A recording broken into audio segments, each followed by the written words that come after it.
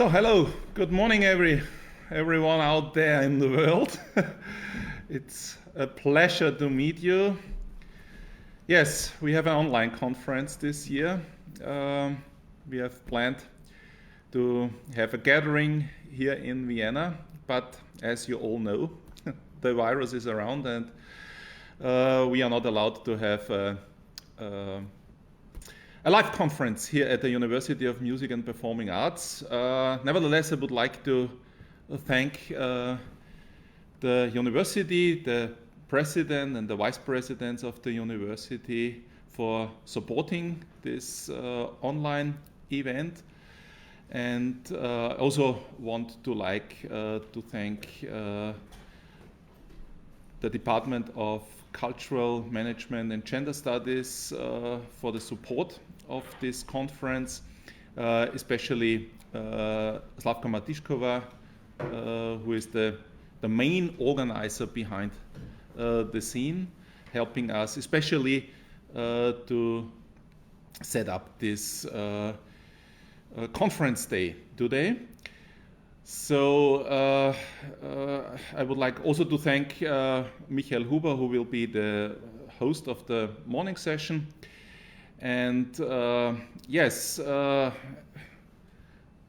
last but not least, I would like to thank you to submit papers and to present at the conference track day today. I think we have very interesting papers, and it will be a very intensive conference day, but also a very productive day. And yes, we also have room for discussions. So I give you some details. Also, we start in Australia because of the time zone restrictions, because there it is late in the afternoon, I think so. And then we will move to Europe and we will cover all the time zones in between. You have 20 minutes for, 30 minutes for presentation. Yesterday was the 20 minutes limits in the Young Scholars Workshop. Today we have 30 minutes for presentation, and we have 15 minutes for Q's and A's. So we will help you with this wonderful science. This is from last year. I will show, or Michael and me, we will show this. This is the 5 minutes red card, and then it's over. Okay, so then you have just the final sentence to stop. Those who have experience with the Vienna Music Business Research Days, you know these cards. We also stream the conference. Most of you, as I see here, are on the Zoom conference, and I think we have a limit of 100 participants. I don't think that we will reach this limit today. If we reach this limit, you have also the opportunity to switch to the Facebook streaming. And tomorrow we will have 2 additional channels, the YouTube channel as well as the Mediathek of the University of Music and Performing Arts here in Vienna, just for your information for tomorrow. Okay, so I will give you a short overview of today's conference day. As I said before, Shane Murphy from Torrens University in Brisbane will be the first presenter, establishing a digital presence in the music industry, constructing the digital ecosystem for a micro business. And Guy Morrow will present the next paper. He's from the Melbourne University, the University of Melbourne in Australia, designing the music business, design, culture, music video, and virtual reality, and I think this is strongly related to his book he has published a few weeks ago. I thought to make a little bit of promotion for his book too. We will then have a coffee break, 15 minutes, and then Diethard von Ammon, I see him here in the first row. He is from GEMA, from the German Collecting Society, but also affiliated with Ludwig-Maximilians-University in Munich in Germany, with a very actual paper on the digitization of music and the effects of Corona. So we are very curious on that, the first findings on that. Then we will switch to Sweden, to Karlstad University. I see Jessica and Jenny are already here. Hang with me, fandom, brandom, and the experiences and motivations of music fans. It's the second presentation in the second session. So we expect to have a lunch break from 12:30 to 1:30 p.m. And then we will start again with Michael Huber as a host with the third session.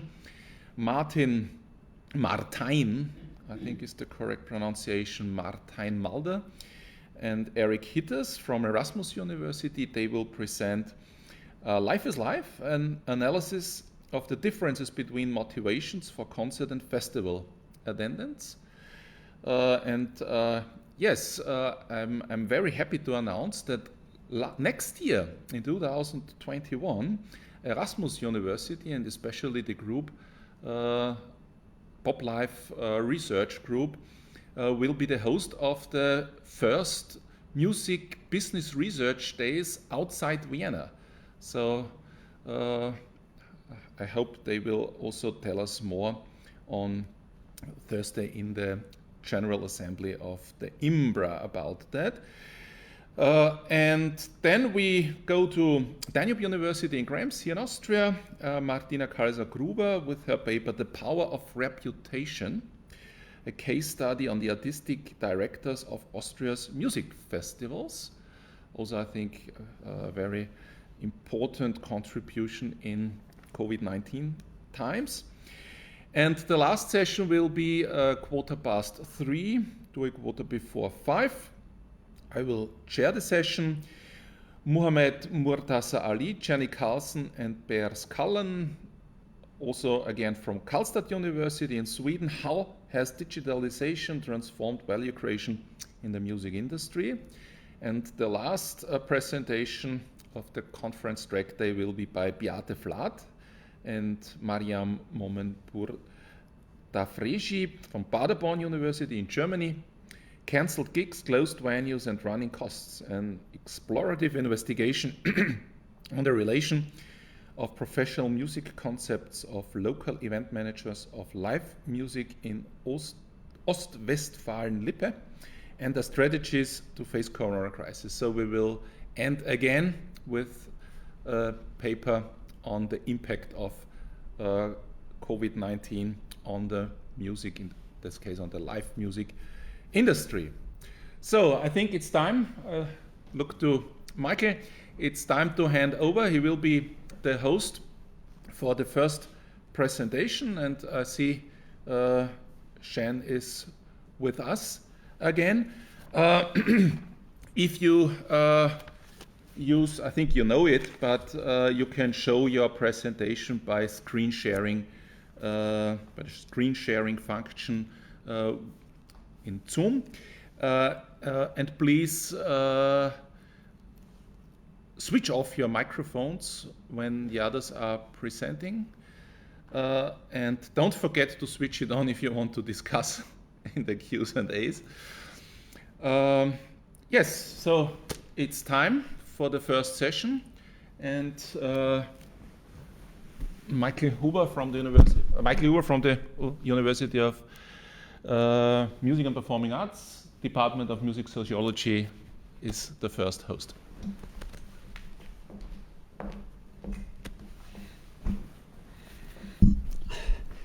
Yeah, hello everybody. Good morning, good evening to Australia. So in Australia, where the first two presentators are in the evening, and so we have to start with this. And it's a big pleasure for us to have Shane Murphy from Torrens University in Brisbane. So Shane, can you hear me? Shane Murray? Yep. Can you hear me? Yeah, okay, fine. Great. You are ready for your presentation. We are a little bit early, but if you are ready, we can start. No problem. Yeah. All right. Okay, fine. I will love to start. As I said, I'm in Casuarina, Australia at the moment because of COVID. So I haven't actually been at my workplace since, I think, February. And the internet here, has its own struggles at 5 p.m. But anyway, I'm going to proceed, get this started. Okay. In the meantime, for all the others who are listening, if you want to announce your request for a discussion, please write it in the chat. So I will document it and give you the word afterwards, as we can all have a good communication. So Shane, I can see the presentation. I see the windows of the discussants. I can change this. Okay, but Shane, if you are ready, sure. You can start. Yeah. Okay. Sure. Okay. So look, hi everyone. This is new, I think, for probably a few of us. Definitely new for me. This is my second presentation for a prospective second paper with the theme of music marketing in the digital music industries. And specifically today, I'm going to talk about establishing a digital presence in the music industry for an independent artist.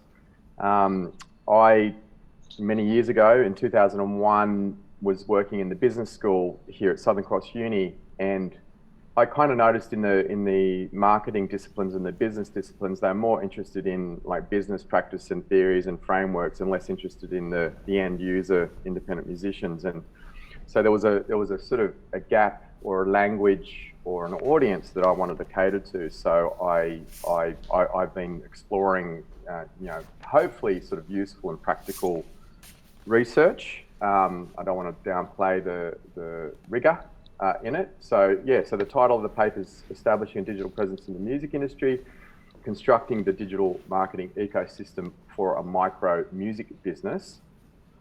And I'll define that a little bit more as we get on. So that's the abstract there for you to consider. I would like to make a few points to that. I mean, we're all aware of the widely known revolution of streaming. Having just come back as an auto ethnographer, I'm doing a few gigs on the weekend. I did sell a bunch of USB sticks and a bunch of CDs. So the death of those formats aren't over, which is interesting, but it depends on your demographic. Certainly the explosion of social media and the wide number of channels has been a massive evolution and restructuring from a media and a technology point of view and a consumer behavior point of view. So none of us on this call are probably consuming music the same. Probably none of us. That would be my sort of guess there. We might have similar behaviors, but it's really quite a sort of a different world, I guess, to the world of radio and record players and CD players. And for the independents perspective, it's a growing sector. It's approaching half of all sales. But that is split between independent labels and also artist direct models, which I'll talk about going into it. Barriers to entry, the main barriers to entry is production. Music production has obviously gone down. Distribution has become available to everyone at a cost, but a very small cost. And promotion has become a lot more available via social media, but it does not come at a no cost, which I'll talk about later as well in the area of digital advertising as being a critical area to get more awareness on what you're doing. So little's been researched from my perspective for the micro aspect. A lot of great books, a lot of great texts on macro issues and publishing companies and people talking about royalties and Spotify fighting Apple, and that's very big picture stuff. So I was very concerned about the man on the coalface writing songs, producing and supplying music to the long tail. And so through that process, I discovered it was a very complex sort of range of issues, I guess you could say. And so the ecosystem framework helped clarify something that was quite complex. And that was one of the main findings, is just trying to identify the structure as it sits, roughly speaking, in 2020. So that's the abstract. So obviously, so looking at the background to this and I guess the why, the gaps in the research, it's an industry undergoing rapid change, a lot of structural change, not only in the formats, not only in the distribution formats, but also the whole media landscape and the whole revolution of social media, accelerated with the advent of Facebook. The technology landscape is just activated and expanding, AI, VR, and looking forward to Guy's presentation as well around that area. And the truth of the matter was that we lost half the revenue, global music revenue, half from 99 to 2014. So that is an industry, incredible flux. There was a lot of macro discussion about that and the loss of money and the big players obviously having a vested interest in that. But I personally was just concerned with my community, my online, not my online community, my independent music community, online and offline. And what does it look like at the start of the value chain? These are the guys that start writing music because they love music. They've got a passion for it. They're writing some great songs, and some of the best of those get cherry picked, obviously, to sign to labels. But what was happening at the front line? The second gap is this growth, and I guess the importance of this kind of research, given that it's kind of somewhere between 30 and 40% of total global recorded revenue, as per the Worldwide Independent Network, which is a leading source of independent music data, IFPI, which is a major label kind of driven source, and Deloitte's and so on. And I looked at many different sources. I'm not going to go into all of them.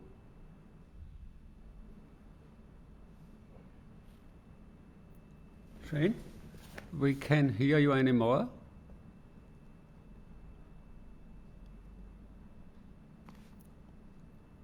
Shane?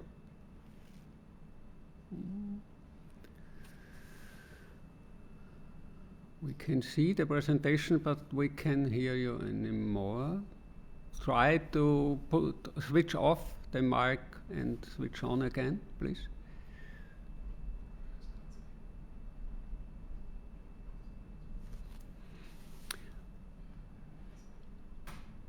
Shane, if you can hear me, please, yeah. Now he's away, I'm afraid.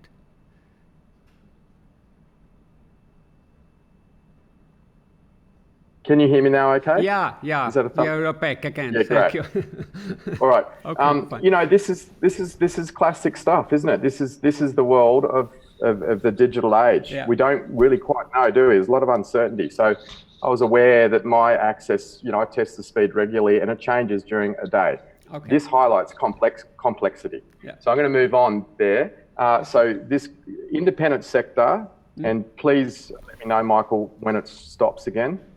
It's frighteningly disruptive to my presentation, but yeah. I can't control the internet right now in Casuarina. Okay. Within the independent sector is obviously independent record labels. Within independent record labels, there's big independent record labels, and there's very small record labels and very, very small record labels. The focus of this, or the orientation of my research, really became this artist direct model where, an individual's kind of doing their music and they're connecting with fans direct, and it's called the artist direct model. And guess what? It's the fastest growing segment in the market, growing by about 32.1% in 2019 and valued at $1 billion. So I just want to make the sort of the claim, or the cause for independent music is real, and it's valid. There's an example there of Jacob Lee. You can see him on the screen there. He's actually a guy on the Gold Coast I interviewed, not for the research, just interviewed in my academic context, he's got 1 million listeners. He just put a deposit on a house on the Gold Coast, artist direct. Okay, so no record label, no independent record label, just his own small, very small structure. So I just wanted to give some context on this micro perspective. And obviously from a marketing perspective, we talk about a value chain, producing things. You know, you've got the raw ingredients. Now the independent musician is actually creating songs, creating those raw ingredients, and they, you know, they are the bedrock of the industry, of course, and record companies are just waiting for who emerges from that to see who they would like to sign.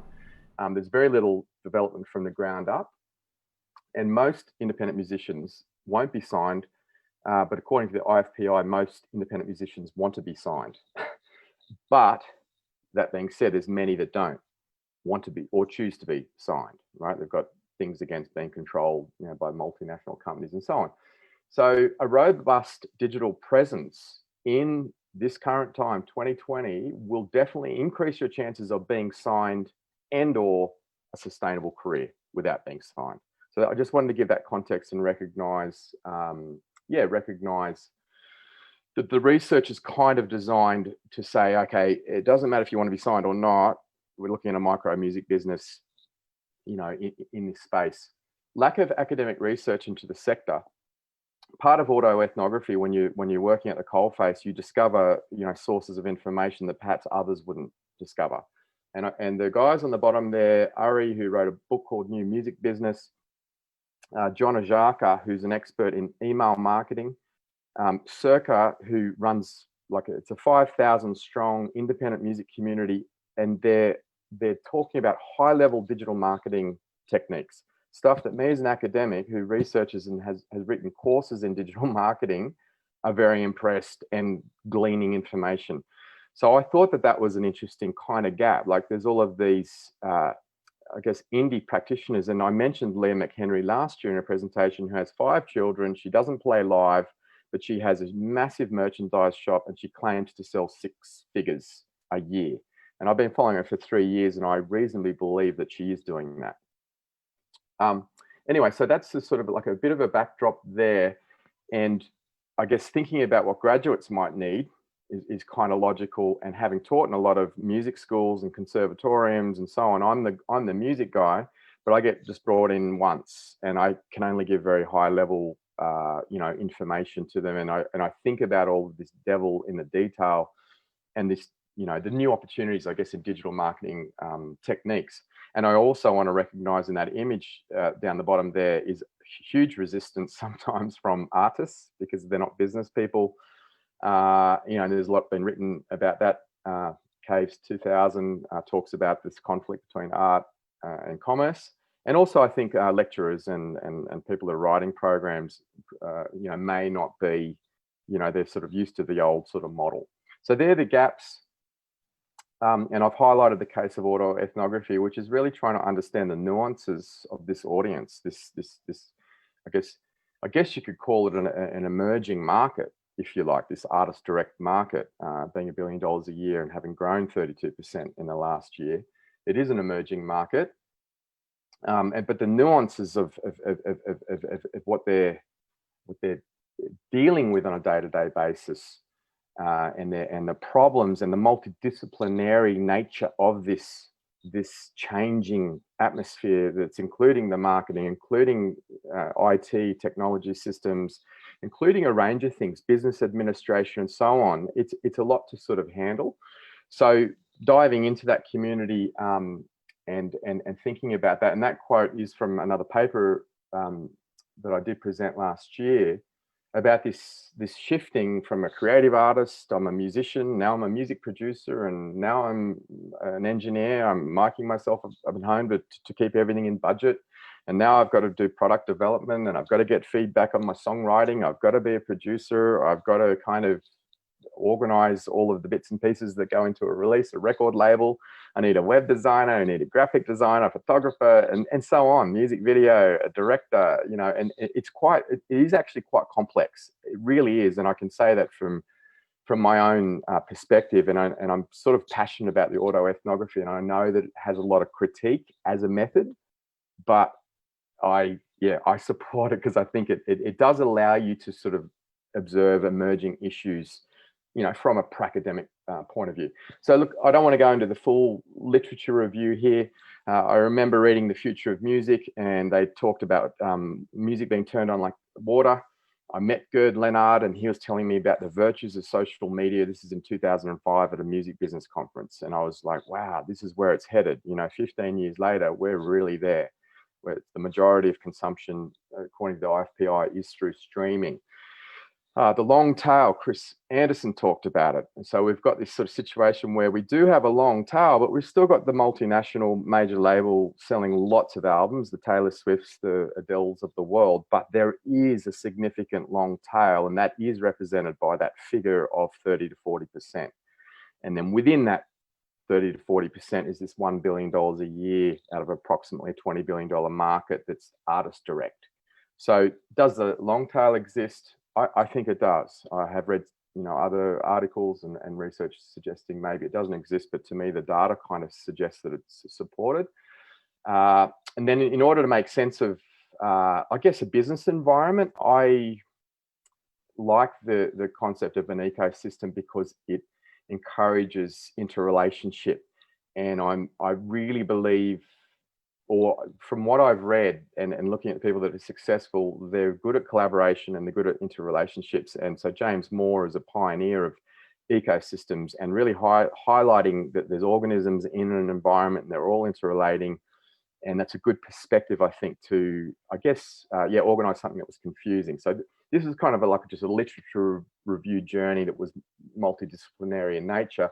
There's the marketing textbooks there, Digital Marketing Excellence by Shafee, who's a UK expert in digital marketing techniques. No reference to music, but just digital marketing techniques. And then the record label marketing textbook is really good about marketing fundamentals, but not as micro-based. And then Caves talks about this conflict between art and being a marketer. And then from a method point of view, I explored analytical autoethnography from PACE because I felt that direction in methodology was good because it was addressing some of the concerns of this being navel-gazing and opinion-based and not supported by research. So I really loved the combination of that with grounded theory and in Glaser 78, talking about theoretical sensitivity and the idea that if someone does have a very unique perspective on some phenomena, that it's actually worth something and it may reveal connections that others may not see. And from that, from those emergent themes, you can then investigate and explore these connections further. So there was a key word there, between that ecosystem theory and the theoretical sensitivity was about connections and collaboration. So it ended up influencing the way that I portrayed the final construction of the ecosystem. And then just today, I was just reviewing the global music report for 2019. So it's the latest stuff out from the IFPI, represented by all the major record labels in the world. And all of their talk is about ecosystems and partnerships and collaborations and environments and so on. So I just wanted to give a context for why I chose the ecosystem kind of framework, I guess, to try and make sense of these questions. So from the perspectives of a micro music business, as I said, the orientation is that artist direct model. But I didn't want to narrow the micro music business just to a sort of singer-songwriter or like you might be an electronic music producer, but basically you don't really have an independent record label. And that's the definition of the MMB. So what does it look like? From their perspective? I'm sitting here at home. I've just made a great song. What am I looking at? What should I be thinking about? What are the key digital marketing strategies that are going to help create awareness and build something and the possibility of a sustainable career? And what are the actual core day-to-day, week-to-week, year-to-year skills and collaborations I'm going to need to make that all happen? Traditionally, we know, you meet a producer or, you invest in a recording and that's kind of it. I guess there has been a big gap in looking at where are these, there's some great opportunities, but how do we maximize those opportunities? So the basis of the method is qualitative ethnographic research, which, as Bell says, is considered suitable for examining an industry at a relatively early stage of transformation, given all of the changes mentioned. And then autoethnography, which is this idea that it can give great insight into complex creative and psychological processes. And then, as Pace said, by combining it with grounded theory and this concept of theoretical sensitivity, we can actually get some strength in the analysis and the data. And it's through this sensitivity that allows the personal quality of the researcher, so in this case it is me, that has this ability, and I wear different hats, you know, on a yearly basis, academic hat, and I'm wearing a management hat and a promotion hat and a marketing hat, and that sensitivity, and also talking and engaging in the community as an ethnographer, the traditional ethnographic method is, learning and observing and processing that. So in summary, the method was, in 2015, I actually presented a basic online model in my master's research, and it was looking at music marketing practice. I then evolved that model by continually doing literature review on any emerging themes. For example, things like email marketing, the latest in web design, the latest in social media management tools. This is the idea of these emergent themes that I knew were very necessary, and what's the latest happening with that. So that's part of the evolution of the model, was this ongoing testing of some of the problems and challenges that I was facing. And then phase 3 was actually just creating a framework to crystallize the refinement of the data. So as Richardson says, developing a framework can offer a crystallization and refinement of the data.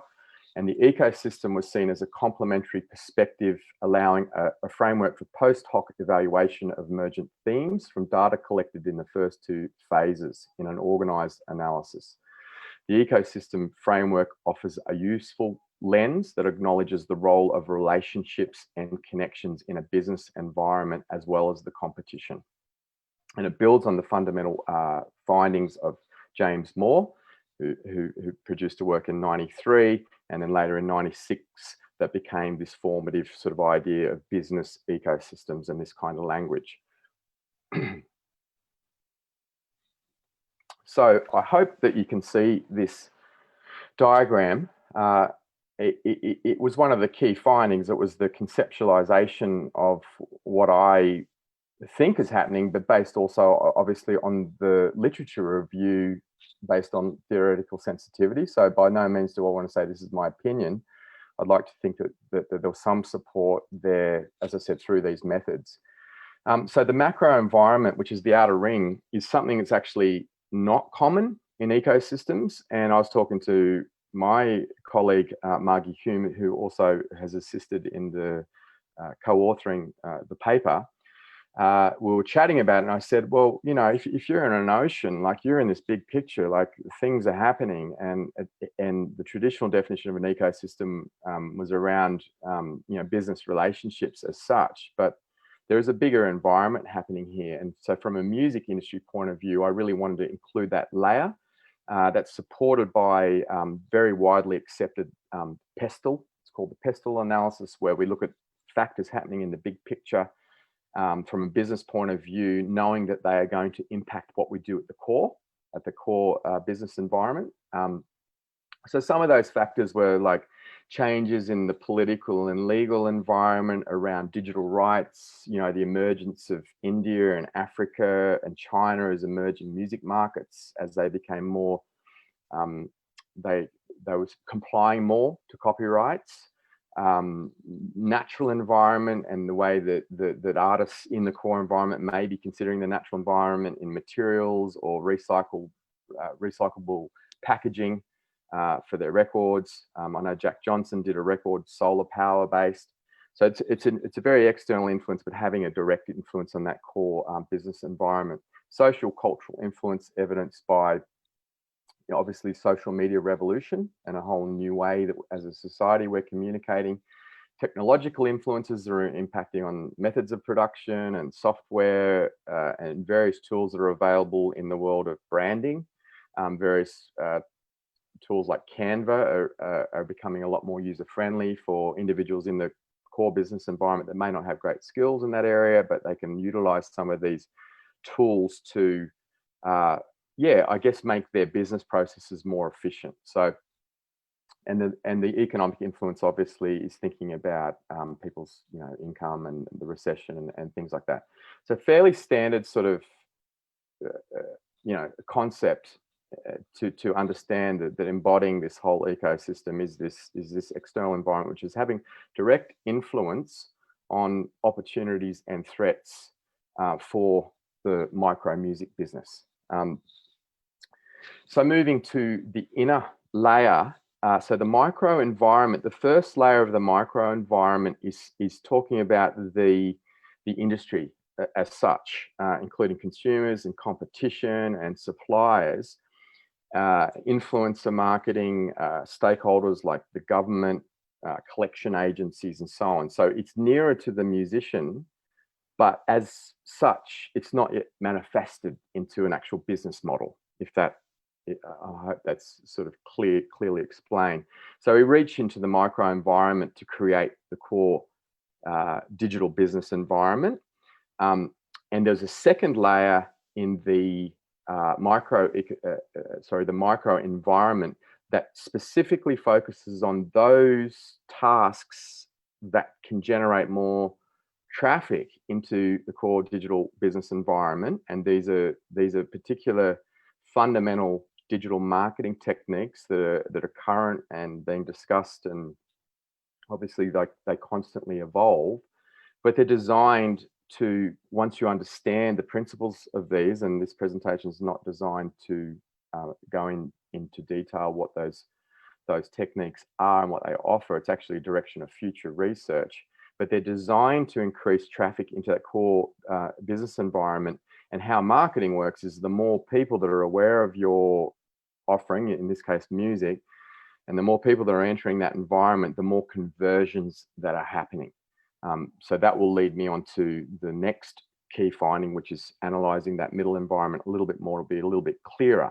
But engaging in things like search engine optimization, like being found on Google, using Google AdWords to draw traffic in, to pay for advertising on YouTube, Facebook, Instagram, to be posting daily, not being bound to release cycles. Actually posting daily is a lot of theory on that as far as social media goes.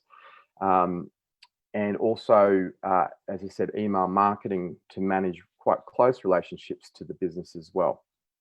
So those traffic sources, as I said, they populate within this core ecosystem. And it's in a sense, it's the manifestation of the micro environment into something that's real. It's a business model, and this is where we are at the center for an independent musician. 2020, largely speaking, needs to be tested through case study analysis and maybe some more industry analysis. But it's an attempt to synthesize, I guess. Seeing the red flag, love it. All right, so essentially what was that, Michael, that red? I couldn't even see the time on that, and I haven't had enough experience to know. Is that 10 minutes? Five. Ah, okay, on mine it says 20, but anyway, what's 5 minutes between friends?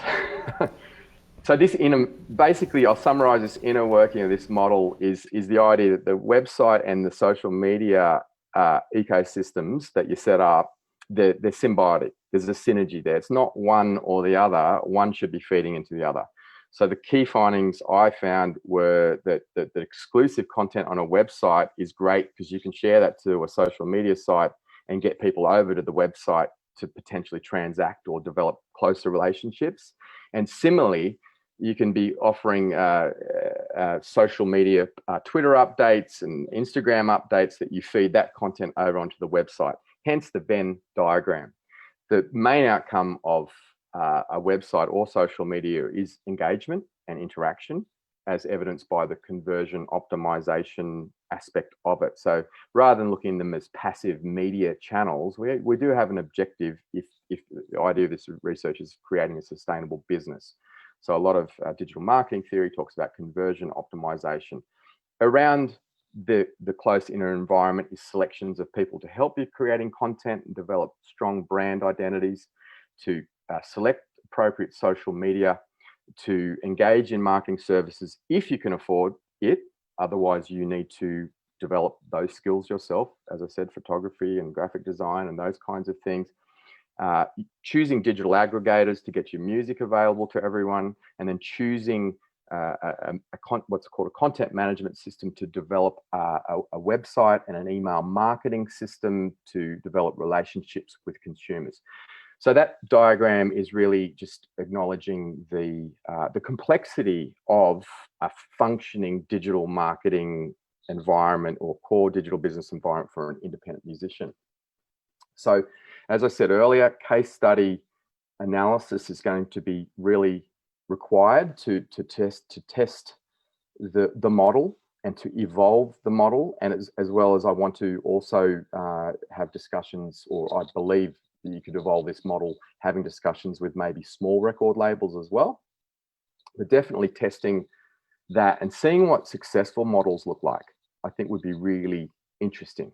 And say, okay, well, they're, because it's very difficult to choose the actual tools when you're presenting in an academic world, because as you know, the paper is going to be presented a year later and those tools may not be relevant. Things come and go, TikTok comes and goes. So it's important to, test some of the fundamental techniques and the evolving tools.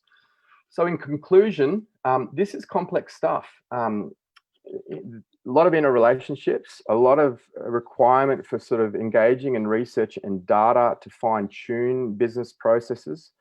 And from an ecosystem perspective, that's all about adaptation.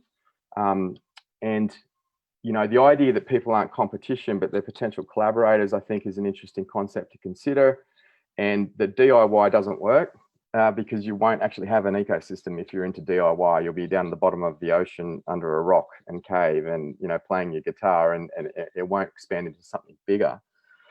And a multidisciplinary skill set that does go beyond music production and songwriting production, but into marketing, but also into creating content, which is the design fields, and then also into the writing and publishing fields, because when you're writing, ongoing content for social media, there are sort of requirements, almost journalistic requirements of an independent musician, on top of the business and the accounting and all of the management there. So that's a sort of a call or a cry for help for music educators and programs. That it's quite a complex skill set that we need for a modern independent musician. The website and social media have a Venn diagram. They're interrelated. There is research to say you don't need a website, you just need social media, and there's the opposite occurs as well. People just relying on a website. So I think that there's a healthy relationship between the two, and the future directions of research, I from my perspective, I guess as a marketer, is bringing the digital marketing, at the front, at leading edge into this industry that we call the music industry. So I think there's a great opportunity for any researchers out there to explore these concepts further. They're talked about in detail in journals for all kinds of other industries, but I think the music industry has been a little bit left out. So I think that if an independent musician managing a micro music business kind of made some adjustment in mindset and there was an acceptance for this new skill set, there's great opportunity to choose tools to actually make your life more efficient. I think there's great opportunities perhaps to see marketing as creativity rather than a drag. And I think that there's a potential for a sustainable business model, and it is definitely out there, but it's just not in academic research at the moment. So I'm excited about the future of the creative practice, whilst acknowledging the limitations that, God, I just wanted to be a creative musician, and now you want me to do all of this other stuff. So some interesting stuff. Thank you for listening. And if you want to check out my original exegesis for my master's, or the website where I'm hopefully embodying some of the concepts I've talked about today. It's over there on that website. That's my, I do have 2 spellings of my name. It's a long story. We don't have time for that. So I have a contact from my university address there. And then I also have started an independent music community where I'm going to be sharing, or have been sharing, a lot of stuff from the point of view of the artist direct model. Question time. Yeah, thank you very much, Shane. We now open up the discussion for the audience. Have a look into the chat. No one until now required. So I ask again, are there any questions to Shane Murphy on this presentation? So you have, yeah, Ben Morgan. Hi, Shane. I'm really pleased to hear that presentation. I also do research in Australia on a slightly different sort of segment, but you're covering a lot of areas that I know exist that I don't cover, and that's really exciting. I guess I had 3 comments. The DIY manuals you mentioned at the beginning, Ari and those people, yeah. I know they're out there, and I'm scared to read them because I'm just like, my scope can't take this. I would kill for a critical lit review of that literature. I don't think anyone's done it. I'm getting ads in my social media for these kind of things constantly. There's clearly a market for it. And yeah, if that would be a really good contribution. I would love to see that. Ben. Yeah. Yeah, and in terms of autoethnography, I think there's a lot of critical approaches out there. In cultural sociology, there's a Joe Haynes, Lee Marshall, reluctant entrepreneurs sort of approach of like criticizing this as taking away from artistry. But I think that's sort of the main approach there. And then there's creative industries research. I don't know if you saw, there's a new music industries book by Diane Hughes and some other authors from 2016 that talks about things that you are similarly in a sort of, this is the new way things work. And they talk about entrepreneurial model and 360 model, and the DIY model is all slightly different, I think, there. So there are some models out there going on, but I think where autoethnography could really fit is in between this super critical and this sort of creative industries approach. As you know, you're talking about case studies and stuff, but like what an actual musician experiences in between there. I would love to be reading that. And just thirdly, at the beginning you said independent, you used DIY later, you were talking about how there's all these companies and I think you said symbiosis. I would encourage you to reflect on what independence means. I know there's Shams Quader at Sydney just put out a thesis on performing independence in the Sydney music scene. So like, what is independence in this kind of shifting environment is something I'm also very interested in. Yeah, is that a question or a comment? Is that a question or a comment, Ben? Yeah, it's lots of comments. Okay, so from a marketing point of view or a business point of view is where I drilled down. It was only new as well. It was 2020 research with Media Research and Mulligan about the artist direct model, which is basically saying that you don't really have a record label, but I have my own record label, but it's just an ABN number that administers my activities. So drilling down to that level of independence as a, you know, from a business point of view. But yeah, in my master's 2015, I did talk about independence as a philosophy, as an attitude, as a genre. It's, you know, it was a minefield of lots of different stuff. So I actually really like the artist direct, you know, from a business point of view. You know, I'm selling stuff to people and it's called music and it's worth $1 billion a year. You know, and I do, so I acknowledge your comments there for sure. That whole world of what is independent music, and it's so misused. There's so many independent labels that are connected to major labels. Dubber, Anderton, James have talked about it extensively in understanding the music industries, the concept of independent. But yeah, it's a used and abused term. So thanks for that. Yeah, thank you, Ben. Yeah, we should catch up. Yeah. Is there another request for a question or discussion? So I will come up with one of my ideas. Shane, you talked about the deficit in education programs concerning this multidisciplinary requires the musicians have in these new digital music industries. So if I would be a musician, and I would see your complex findings, I wouldn't know where to start, because there are so many requires that's coming up to me. So what would you suggest? Where to start? What are the most important skills an ongoing successful musician has absolutely to have to be successful? That's a really good question. I would probably just start with the answer to that question saying if you're an independent musician and 100% of the course time, 80% of that is devoted to learning to be a good songwriter, musician, production, engineering, and 20% or 10% to the business side of it, I would say that would be the starting point. Like, I think it perhaps could be 70-30 or perhaps 60-40. That's just an idea. And then as far as like drilling down to what's the most important things for a musician to learn, I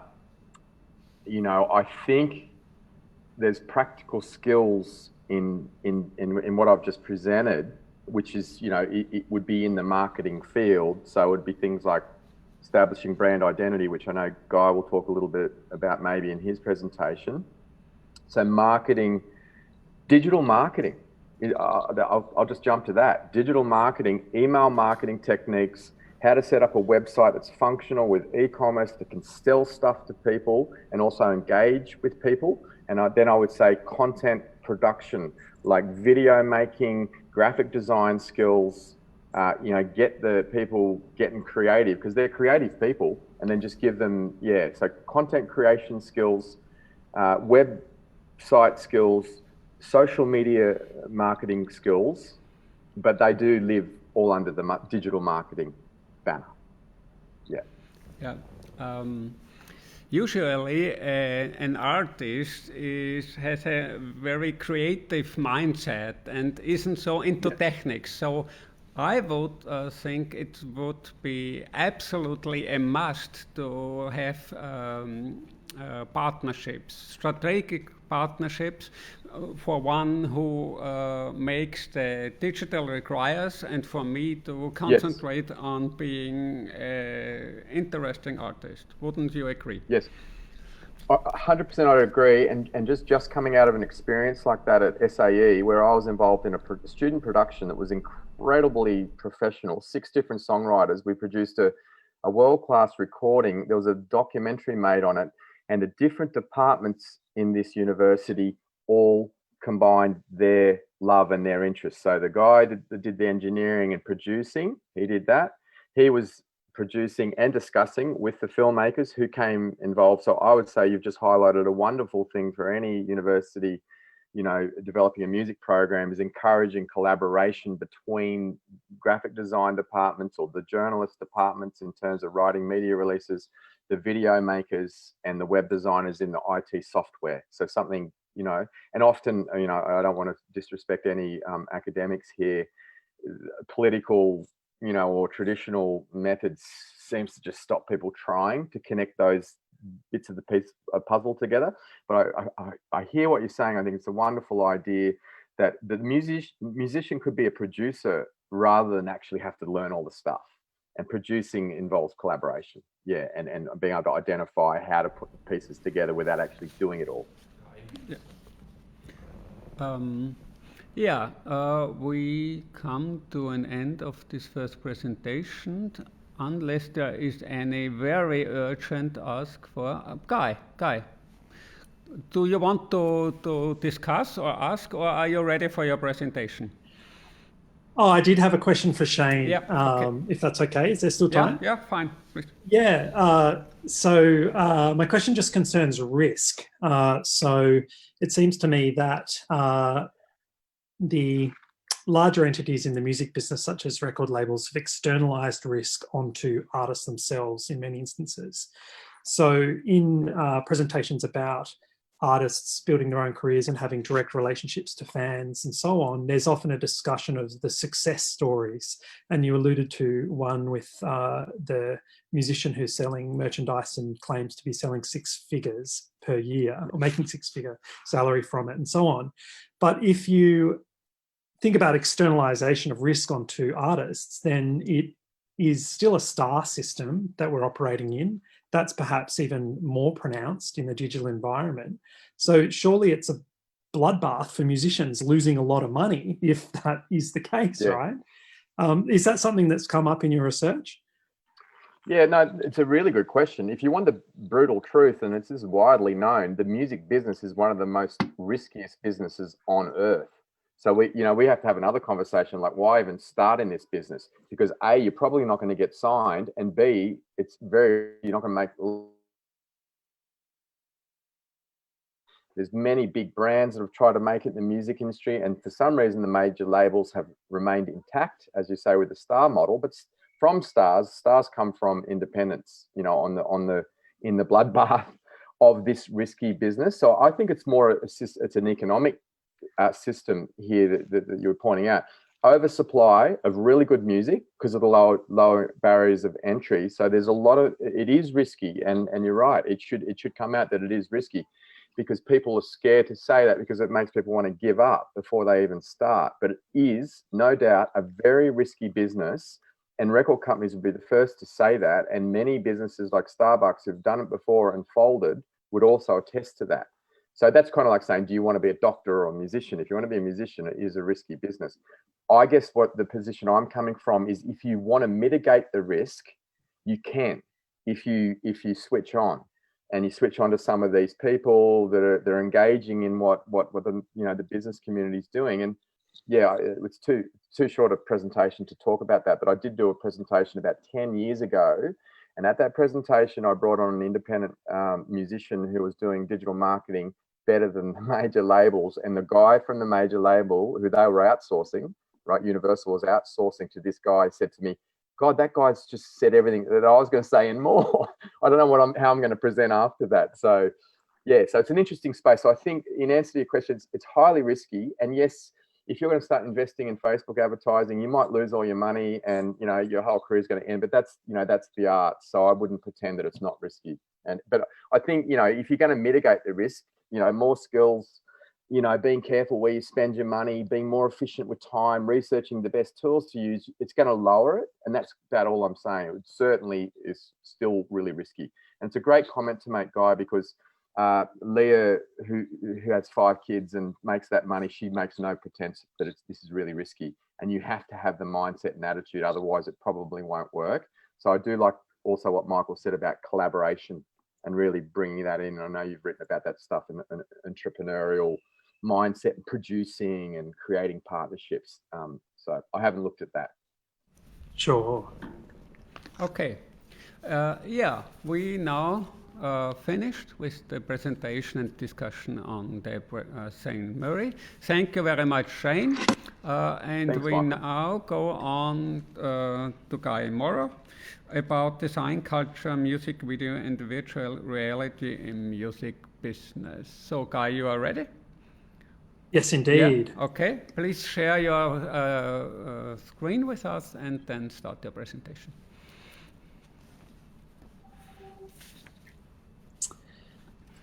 Guten Morgen. Wie geht es dir? Sehr gut, vielen Dank. Ich hoffe, dir geht es auch gut. Guten Abend nach Australien. Du bist toll. Yeah. So I am presenting on my book that has come out this year called Designing the Music Business, Design Culture, Music Video and Virtual Reality. And it's in the Springer Music Business Research series that has stemmed out of this conference and cluster of people. So I face a challenge of trying to present an entire book in half an hour. And I thought, well, how do I do this? Do I pick one particular chapter, or do I give an overview of the whole piece? And I thought that given that it is on design culture and the network of artifacts that surround music and the businesses associated with those and the music product milieu, I thought I would try to give an overview of the whole piece. So in terms of the objectives of the research, design culture can be a difficult concept to explain. And my aim in this paper is to answer 3 questions that will help to define it for anyone with a serious interest in the music business and its future. So this paper introduces these questions that are designed to outline why I use design culture theory rather than other options. So why design culture and not branding? So design culture is a process that is broader than a branding process. And just as popular music itself is not a brand, neither is the visual or other sensory art that surrounds it. So while design culture within the context of this paper does involve seeking coherence between the internal ethos of a popular musician or band's project and their interactions with their fans, and therefore branding is part of it, design culture is also more than this. So design culture offers a way to understand popular music product milieus and the visual and multi-sensory storytelling practices that stem from these. And design here does not simply involve creating a form for the purposes of achieving product differentiation and a competitive advantage. It is a fundamental part of the art form. So it's not just tacked onto music to market it. So that's the first question. The second is, how does design culture relate to organizational culture in the music business? So design culture is a form of organizational culture. And simply put, organizational culture can be defined as the way we do things around here. So rather than just concerning the outputs of a design culture, such as a piece of music or a visual artifact, the words design and culture are most often used in this paper as verbs rather than nouns. The term design culturing potentially provides clarity here. So in biology, culturing means to grow, to breed a particular living thing in order to get the substances they produce. And just as branding processes involve ensuring consistency with a company's ethos, mission, and values, so too does the process of design culturing, just in a broader way. And it not only concerns commercial value generation, but intrinsic cultural value, as well as in cultured practices. Can you all still hear me? Finding this really weird. I assume so. I haven't heard otherwise. Okay, good. So the next question that I address is the question, how does design culture relate to deal making in the music business? So design culture as a form of organizational culture involves a way of doing things, and it is therefore broader than form making within design. So it extends to the totality of carrying out design, from negotiating with clients to producing visual and multi-sensory artifacts and experiences, to the consumption of the outputs of design processes. Given that in this paper I argue that the visual and multi-sensory artifacts featured are part of popular music as an art form, they're not just tacked onto music to market it, I also argue that the designers and artists featured in this paper deserve better and fairer deals, albeit whilst acknowledging that what is best, fairest for certain stakeholders is often at the expense of others, but not zero sum. So designers and artists arguably merit deals that enable them to generate capital income from the copyrights they generate, as opposed to just labour income, or a combination of both, like the deals many record producers agree with their clients. So the research questions I sought to address include this one. Is design culture, if design culture is so important to popular music, how does the business of it function? How has the business of popular music related design changed in the digital age? And then some sub-questions included, in terms of creative labour, how do the designers, videographers, and other creatives who service this important function sustain themselves? So in terms of research method, this paper was, the book that I'm drawing from was the most complex in terms of methods for me. And in terms of the selection of cases and participants, the research was carried out between 2018 and 2020 in Sydney, Melbourne, Australia, as well as with participants in Los Angeles, New York, and London. And I conducted 22 semi-structured interviews with musicians, artists, managers, graphic designers, video directors, stage designers, and so on. And this method was supplemented by the following digital ethnographic approaches.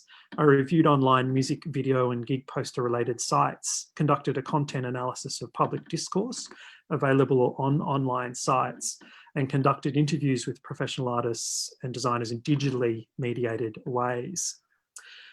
So the project also involved participant observation, and I've written here reciprocity as an ethical stance. So as mentioned above, I made participant observations of the production of music videos, album art, gig posters, and stage designs by Edlom James, who is a designer and videographer with whom I had a pre-existing relationship. I did not coerce Edlom into being involved in the project in any way, and I sought his fully informed consent to use this method. And Jeff could withdraw at any time from the project. And involving Edlom James in this project was the most ethical way to proceed with the research. And this is because his involvement was the key to the reciprocity of the project.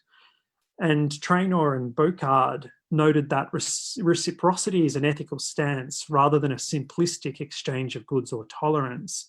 And through completely immersed participant observation, this research project was more effectively able to give to, as well as take from, the community in which the research was conducted. So in other words, I worked as an artist manager of a videographer and graphic designer and used that insight and the insider's perspective through participant observation to set that up. But it was interesting in terms of ethics clearance, research ethics, to do that. The methods continue. Visual methodology, digital ethnography, sensory ethnography. So the data in the book is also imagery, so still images of album cover designs and gig posters as a form of data. And then sensory ethnography, getting to knowledge through being embedded in the practice and experience, and getting to knowledge through your own senses, or through my own senses. So I'm going to now talk some more about design culture and how it is used to frame the book. So in their attempt to define design culture, Julier and Munch noted that we've moved beyond solely regarding design as concerned with singularities, be these spatial, material, or visual, or the serial reproduction of objects. Design these days also includes the orchestration of networks of multiple things, people, and actions. So in the context of the music business, this network of things includes recorded and live music, album cover designs, gig and tour posters, stage and lighting designs, music videos, online presences such as artists' websites, merchandise, and XR experiences. And the people who orchestrate the network of the music business, the designers, video producers, directors, musicians, artist managers, and other creative labourers. So in an earlier work, Julier defined design culture as an attempt to trace the interactions and tensions between material culture studies, art history, and design history. And he asked the questions, how do design objects, their producers and designers, conspire to script experience? What tensions and discontinuities exist between this aspiration and how these experiences are actually encountered?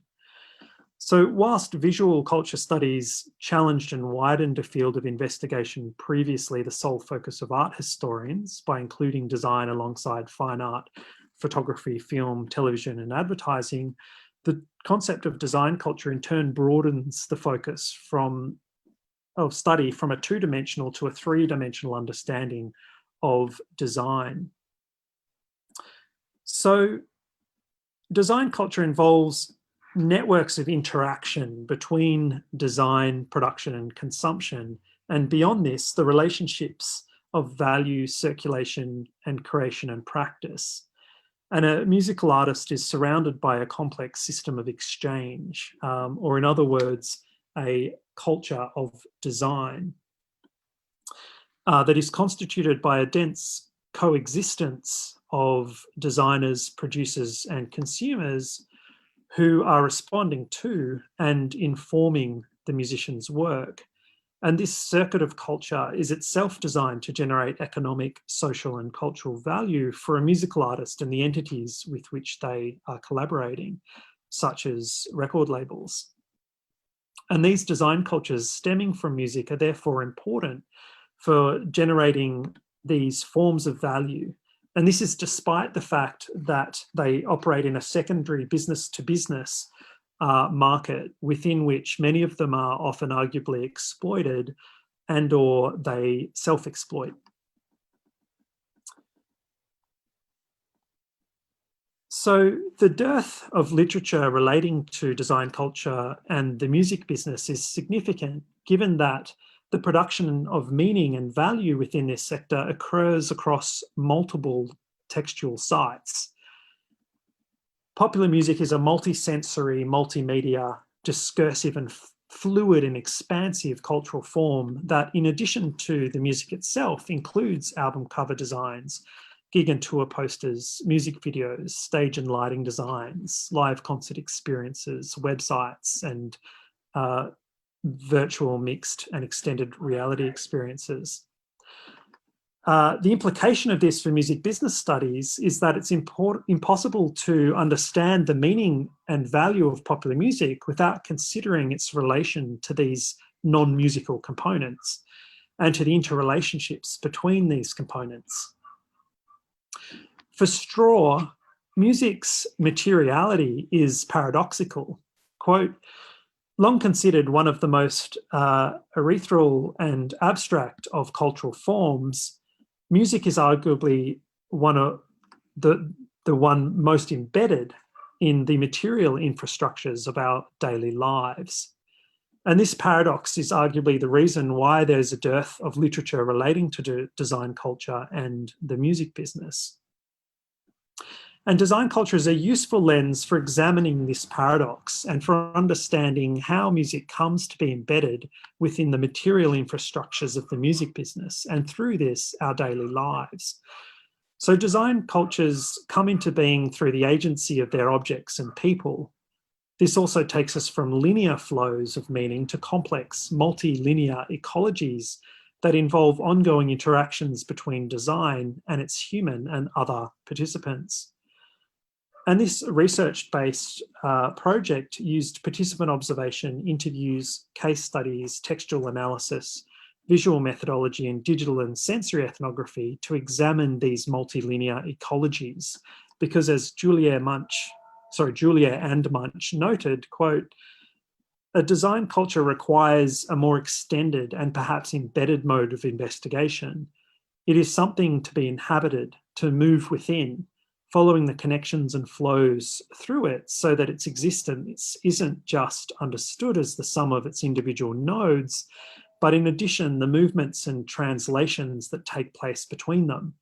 The researcher thus becomes the curious traveller engaged in multilinear microjourneys with or without maps, end quote. So we can be creative in and can design for all the different ways in which we can sense the world. And to understand the ecology of design cultures that stem from and interact with music, it's necessary to be embedded within them. So to write this book, I therefore inhabited design cultures in the music industries and followed the flows and connections and moved within these industries as a curious traveller. In doing so, I've attempted to provide a more extended and embedded understanding of the music industries. So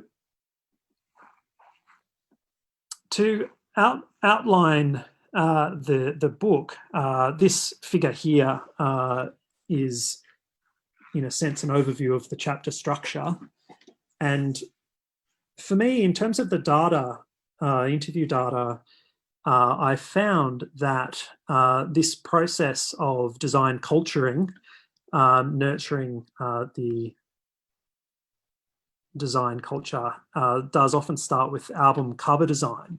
And that was really interesting. So I followed that through to gig and tour poster design and thinking about defining differences between different types of gig posters and tour posters. And I argued that there's two primary forms. There's standalone gig posters, tour posters. If you think about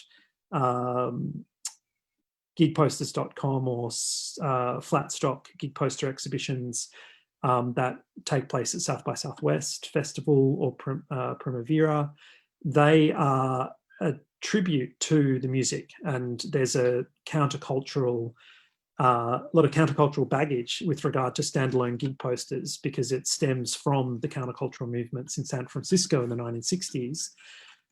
Then the other type of gig poster stems directly from album cover design, and it forms part of that overall aesthetic, and so on. So I was trying to trace the different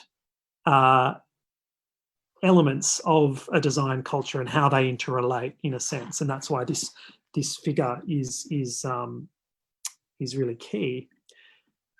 So in chapter 3, I look at various historic album covers. So I look at the Beatles, Cream, Led Zeppelin, The Cure, Sex Pistols, the Rolling Stones, Kanye, and then Kanye West and the Yeah Yeah Yeahs and others. And I conduct a case study of contemporary British band Bears Den's approach to album cover design, and also singer-songwriter from Australia, Dustin Tebbett's work with Jefferson James. And I argue that album covers are a starting point for the development of a musician's design culture. So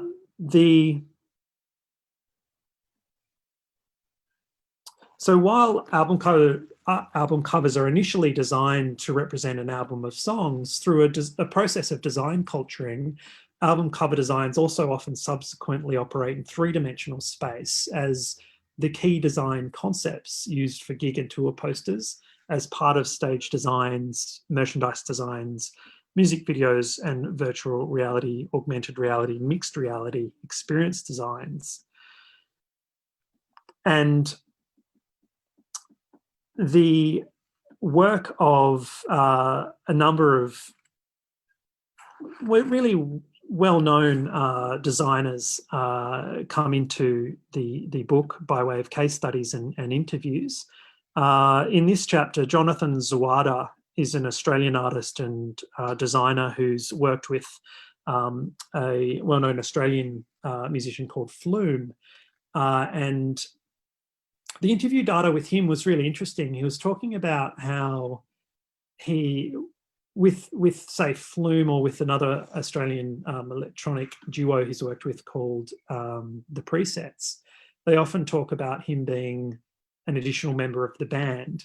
And he was talking about how he doesn't, he assigns the copyright in his work to the musicians or the record labels, and he doesn't actually see any capital income from his work. He doesn't retain his copyrights. And it was a really poignant interview with him because he was talking about that comparison between the two and the extent to which he contributes to, say, Flume's presence and art. And if you look at, I don't know if anyone's familiar with Flume's work, but he has the three-dimensional flowers on his on the album that Jonathan did, and that was then used in the live experience. And then it does come down to supply and demand of that labour as well in that interview data. But then in the book, I move on to talk about music video, and there's two different chapters on music video. One's about music video production, and the other is about music video dissemination, that is highly critical of YouTube. So interestingly, in the data, a particularly important interview with Greg Donovan, who's an Australian artist manager and record label owner, was really highly critical of YouTube. And his basic point was that for some weird reason, according to him, the industry and researchers have really gone after Spotify and looked at the streaming rate and so on, and been highly critical of Spotify. But for some reason, YouTube has not been attacked in the same way, but it is the elephant in the room, being the world's largest streaming service. And prior to the passing of legislation in the UK in 2017, I believe it was, they were hiding behind safe harbour laws in relation to not having to behave like Spotify does. So it sort of locates music video production in that broader industrial context, and draws on some literature that argues that music videos are a hidden screen industry and that it is under-researched, and that sort of Kasten and Smith's work is around that space. There's a digital ethnographic study of 60 music videos produced by Jefford and James between 2012 and 2018, some of which I also have a producer credit on. So painstakingly crunched the numbers on all the views and posited that relative to other videos. And in terms of the chapter on live music experience design, I did a case study of British band Radiohead's work, and particularly Tom York's long-term collaboration with visual artist Stanley Donwood. And that case study is useful for understanding how visual design symbolically ties Radiohead's organisation and the design objects and experiences this organisation creates together, which showcases how design culture is a form of organisational culture, and the extent to which their design culture has led millions of people to cooperate effectively to purchase concert tickets and various items of merchandise from the band's website. That chapter then goes on to look at S. Devlin's work. She's a British stage designer who has worked with a lot of the higher profile artists in the world, Kanye West, Beyonce, etc., doing her performative sculptures.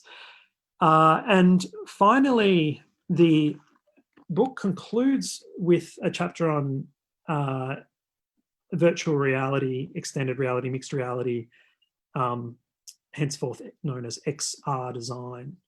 And it features a case study of Icelandic musician and visual artist Björk's release of her full VR album in 2000.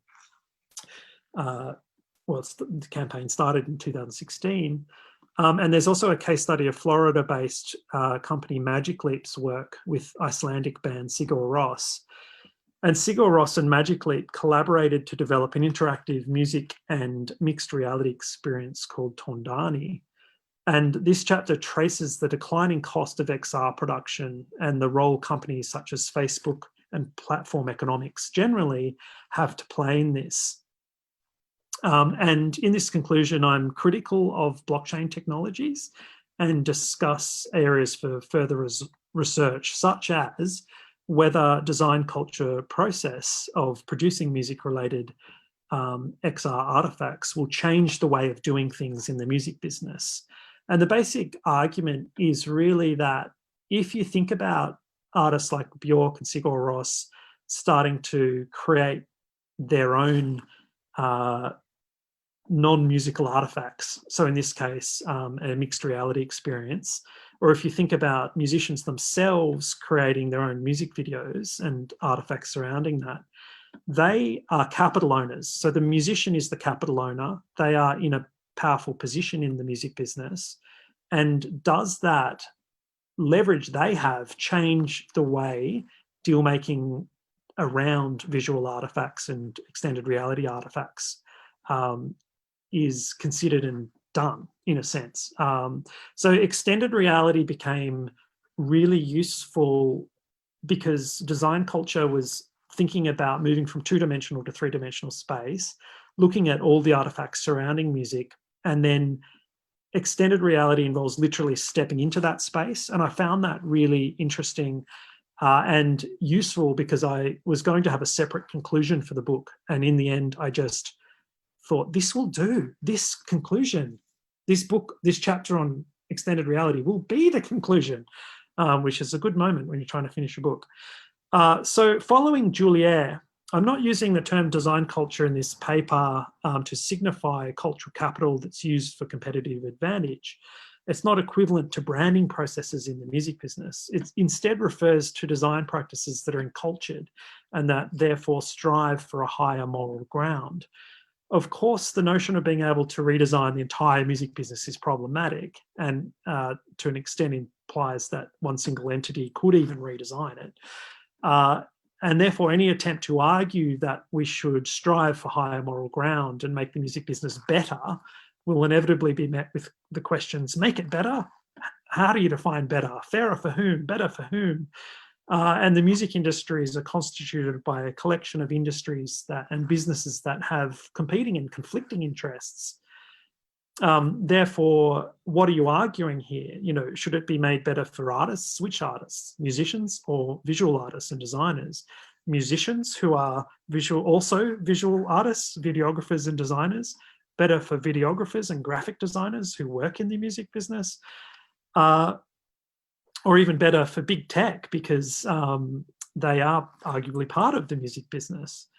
And the ultimate argument is really that designers and visual artists need better and fairer deals, and this part of the music business needs to be redesigned. And second, musicians who are also designers, visual artists and videographers, will potentially help visual artists and designers such as Jefford and James to obtain better, fairer deals, simply because they are already capital owners who can leverage their position. And by better and fairer deals, I mean ones that enable them to generate capital income from their copyrights, as opposed to just labour income, or a combination of both, like some record producers do. So thank you very much. Thank you very much, Guy. I now have a look into the chat if someone announced. Yeah, we have Ulrike Luttenberg. Please, it's on you. Or wasn't this just an applause? It was just an applause. Okay, good. Is there any request for a question or discussion? If it isn't so, I have my first question is maybe a bit critical. I have the idea that for some musical styles, visual design is more important than for others. So if I have in mind very down-to-earth singer-songwriters, maybe it's good to avoid visual design because they have to keep upright the impression of being an authentic musician who only concentrates on his music. Would you agree to this, or is that or not?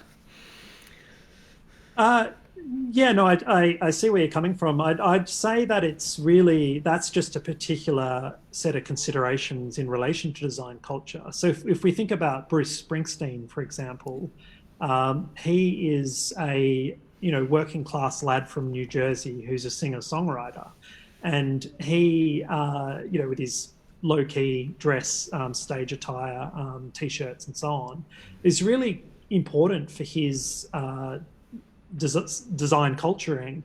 And I think for him it actually went wrong in the 80s when he was living in LA and dating supermodels, and it really clashed with his visual identity, and that tying into his brand ethos, but also his design culture surrounding him. There's another, in the book, there's a case study on Bears Den, who are a British folk band, essentially sort of new folk rock. And they are talking about their approach in that genre, which is all, as you say, about authenticity effects and triggering and signaling authenticity and cultural autonomy, as Ben Morgan would say.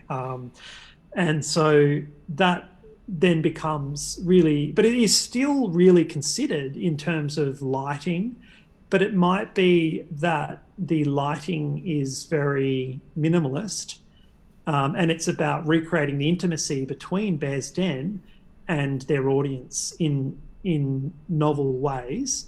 And in terms of design culture being a form of organizational culture, what was interesting in that data was the discussion of regional differences. So if Bears Den are touring to Belgium from the UK, they have a particular live music culture, which is one of high production values. So they have to spend more money to fit in with that particular scene. And they are really cognizant of the price points for delivering the shows in those venues and what they have to spend and what they can get away with not spending. But that is very different to, say, Flume with Jonathan Zawada. That is a very involved live production. And then if you look at S. Devlin's work with for Kanye West or The Weeknd or Beyonce or Jay-Z, they're spending millions of dollars on these sets. And what's really fascinating about that level of design is just how ephemeral it is, because they're designing something that won't exist after the show has finished, after the tour, the run of dates has finished. It's not designed to be an artifact that sits in a museum, but it's costing literally millions and millions of dollars. And that was interesting data for that sort of top end of the business. So, yeah. Okay, thank you. Udo Roderick wants to put a question on. Yeah, thanks, Guy, for your presentation. Very interesting approach. I was wondering if you, in management, so in managing if there would be a more conscious design culture approach involving the whole circle of other forms of creation, would it also help to attract funding, to attract investment in a more structured way? If so, in terms of artist management, thinking about if you're more clear in artist management, if you need investments, if you're looking for example, funding for a record, and you're looking for financing, you're looking for funding, if you would look for the whole concept, look for funding for the whole concept instead of just looking for funding for the recordings, I'm just thinking that might help. So if you I'm just thinking in terms of educating managers or sharing knowledge with the industry. I think it might help if managers have more of and also self-managed artists have more of a holistic approach, so to say. So they could help if you use your design culture thinking to not just have a very narrow focus and look for little bits of money for little parts of your business, but it might help if you apply this design culture thinking that you have just presented. Absolutely. Yeah, no, that's spot on. I mean, it is really about storytelling and decision making. So from an artist manager's perspective or self-managed artist perspective, the questions are always around, does it fit in with the story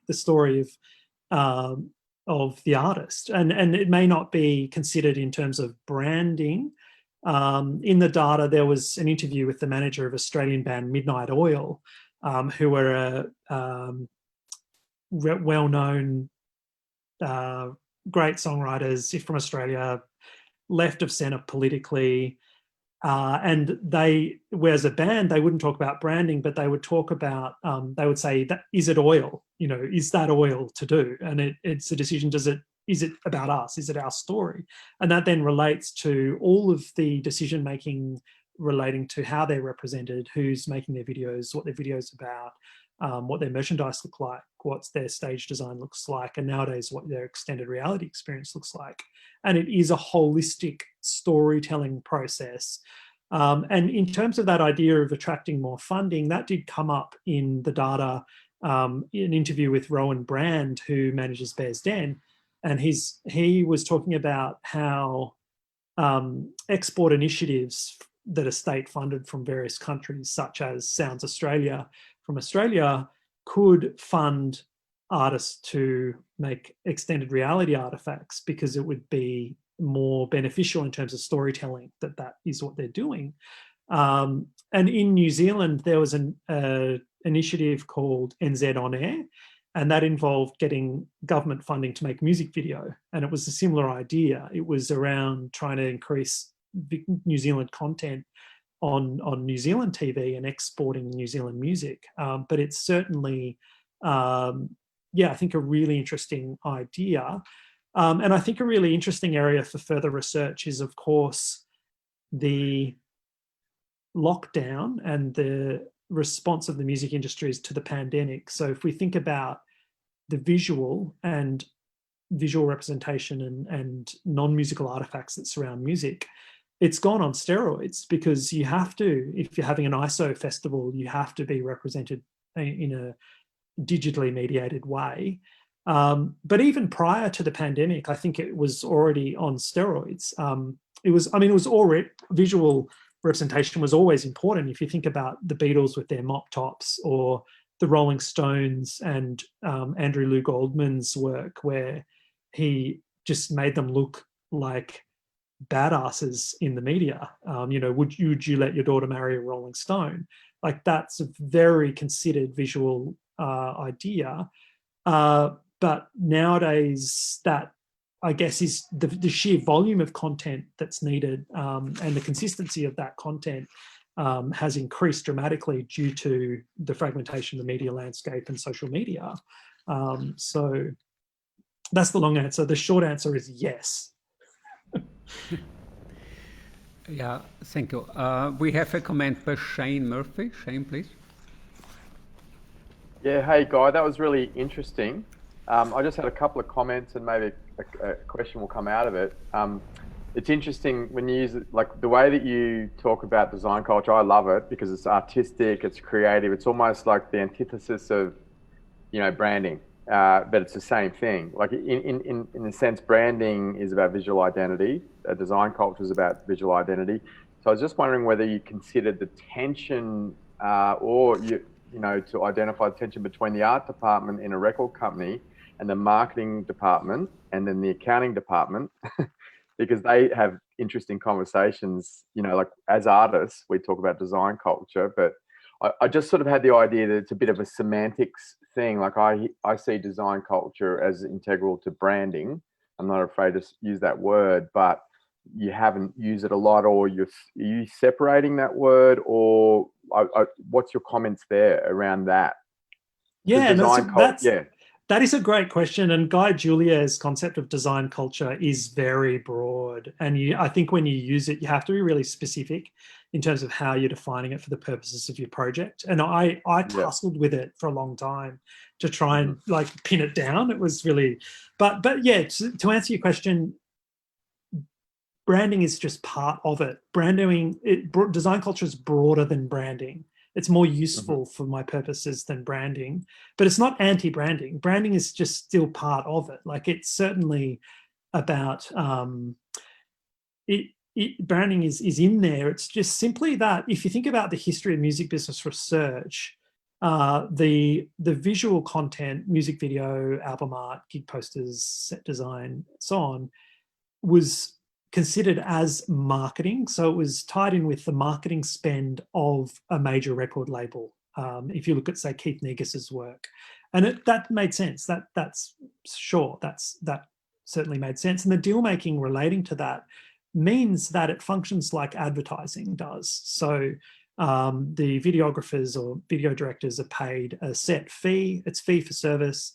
They assign the copyright to the label or to the artist who's paying them, and they waive any moral rights. And that was how it worked. And it was advertising, and therefore theoretically branding was the word, perhaps was useful.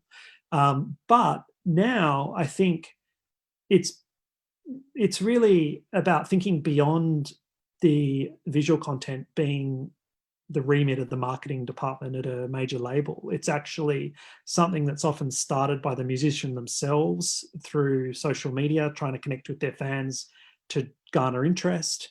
And then it is so ubiquitous in the digital environment. It's just proliferates everywhere, and it becomes something that is an extension of the musician's creativity sometimes, if they are creative in other ways, multiple ways.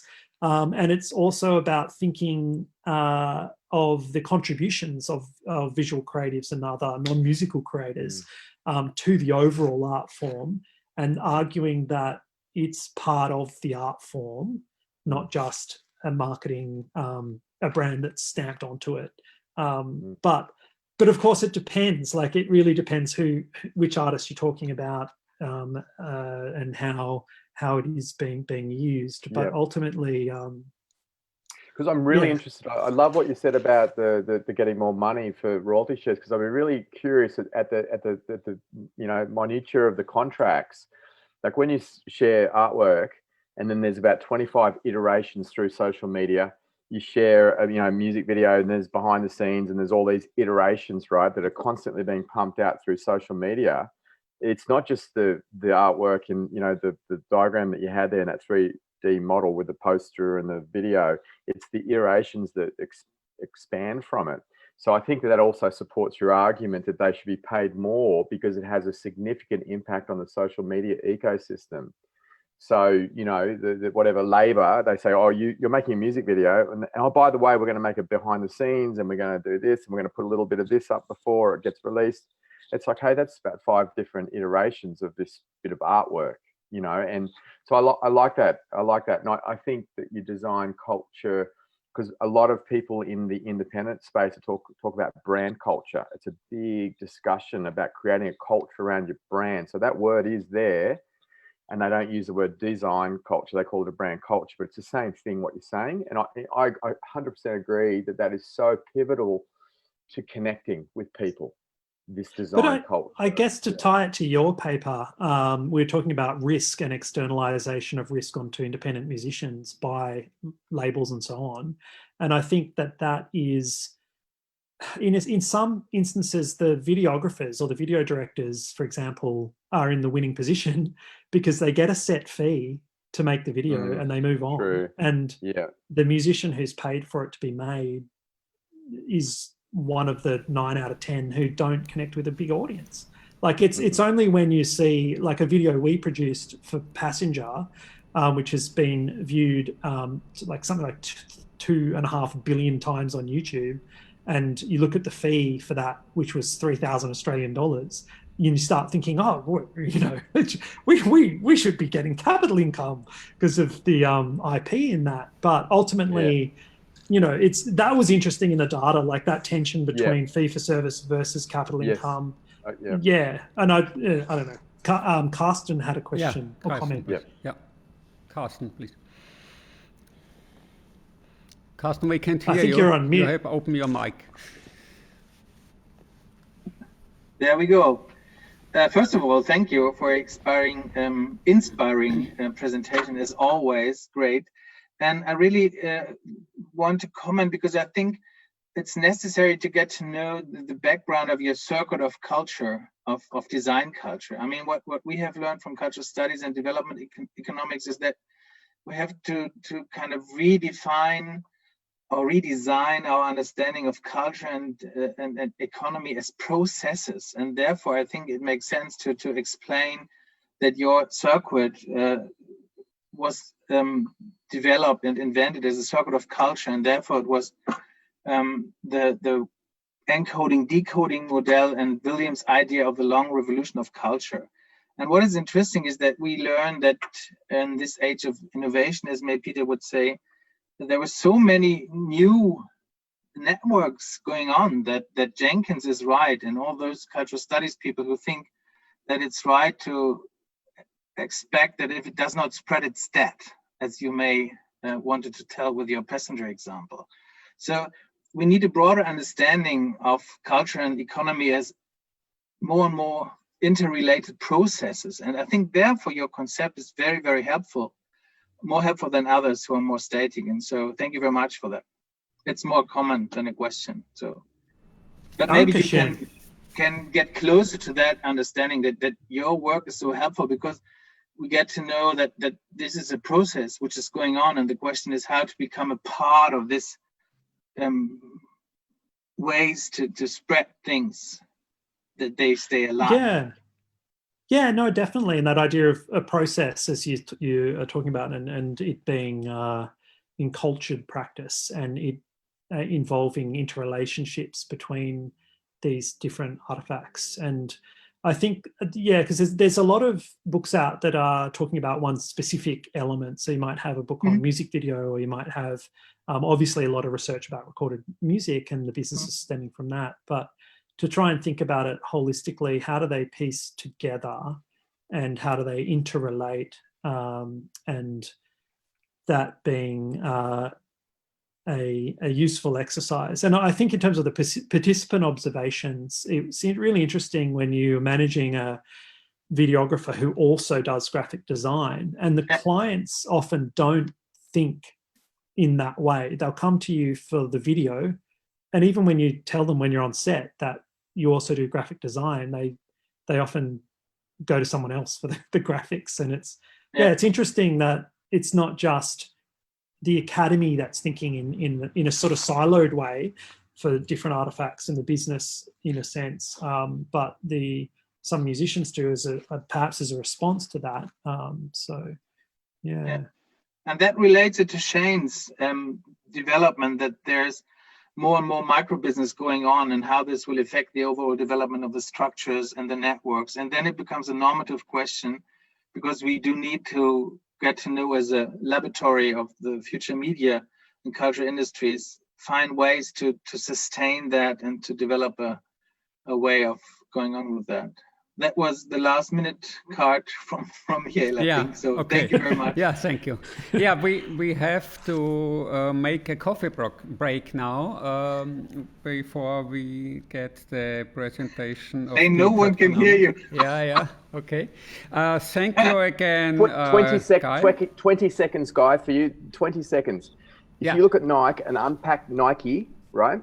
They have art exhibitions around the brand Nike. They develop art, like museum artifacts around the brand Nike. They have designers, culture. They celebrate it. Nike, biggest brand in the world. We could take that into the music industry as well. Thank you. Okay, thank you. They take us into their account. That's what's going on. Okay. To stay alive. Okay, guys, I have to interrupt here. Thank you, Peter. All the best to Corona Vienna. Yeah. Guys, we have now 12 minutes coffee break. We meet again, we regroup again at Vienna time 11 sharp. Thank you.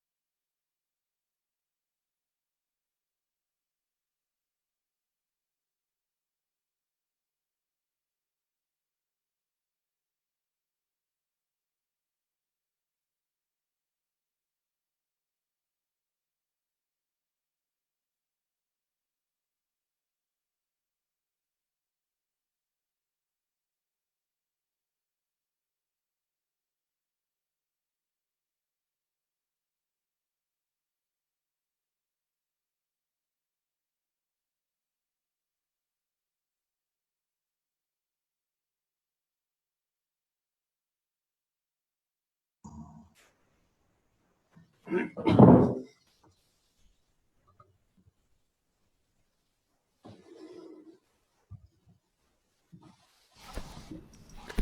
welcome back. I'm the host for the next session now, and I see Diethard von Ammon is already prepared to start his presentation, and also Jessica is with us. I have just a short announcement before going into the lunch break, and the lunch break is scheduled for 12:30. If you have a couple of minutes time, we want to present a call for papers for a new book, because Guy has finished his book, as you realized before, and now he wants to make the next book. And this will be a book volume with the title Rethinking the Music Business, Music Context Rights, Data and COVID-19. So this is also a link to Diethard von Ammon's presentation. And we will tell more about it. Guy Morrow will be one of the editors, Daniel Nordgaard from University of Agder in Norway, and me. We are the three editors, and if you want to learn more about it, please stay longer after the last presentation in the morning. But now it's time to go to Diethard von Ammon. It's fine. Maybe you introduce yourself in a few sentences, and then you will present your paper, The Digitization of Music and the Effects of the Corona Crisis. Diethard, it's up to you now. Well, okay, I'll do my very best now. Can you listen to me, or can you hear me? Yes. Okay, fine. Well, first of all, I want to thank the jury that they invited me to present my paper. I didn't really expect it. And I want to say, okay, a few words about myself. First of all, I'm at the moment, I'm not anymore with the GEMA because I'm retired already. I'm a senior, and but I've been long times with the GEMA. I have studied economics, but this is more than 40 years ago. And after I've been retired, I decided to go back to university, and I started, actually what I've studied already is when I've been young, I studied microeconomics. And so I'm very glad that Peter is moderating today this presentation, because I know he's much more an expert than I am on this subject. So, okay. Now, as my English is rather poor, I will speak my text, and you can read it, so I hope you will understand what I am saying. So I split my screen. Let's see. Okay, here we are. Well, just a moment, I need another paper. Yeah. Okay. Well, the title is the digitalization of music and the effects of Corona.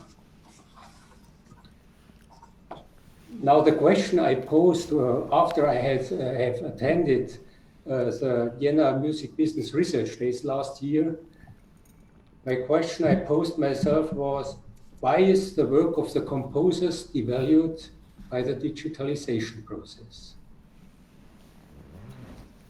And I came to my answer was at that time, because this is a general trend of digitalization, and is due to the economic properties of this process and its framework.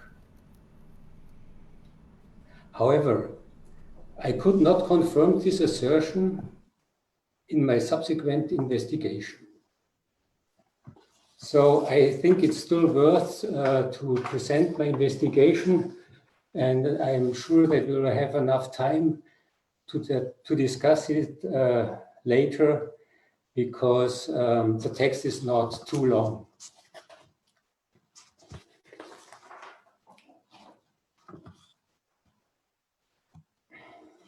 Yeah, this was, sorry for that. one introduction. Corona endangers the musicians in their existence. First, by the shutdown of public life. Second, by the substitution effect that shifts musical events to the internet. Both will have a long-term effect. Corona will not disappear overnight, and as long as there is no vaccine and medication, public music events of a certain size will not be allowed. Even after the contact blocks are lifted, there will be no run on live concerts. The risk of infection will not have completely disappeared. Due to the recession and depression, many people will no longer be able to pay the high prices for the live concerts and will also no longer want to pay, since they will stick to the lower or zero prices in the internet. The negative income and substitution effect will also have a negative impact on expensive events, music events, because willingness to pay for these events will decrease.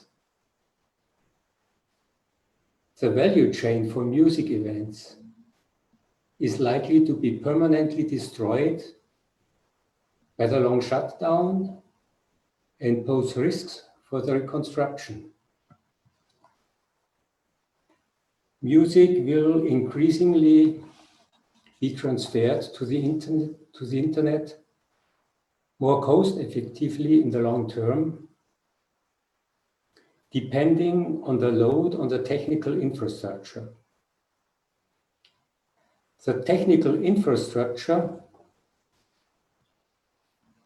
is part and even precondition of the ongoing digitalization process. Excuse me. The digitalization process affects not only music, but the entire social life.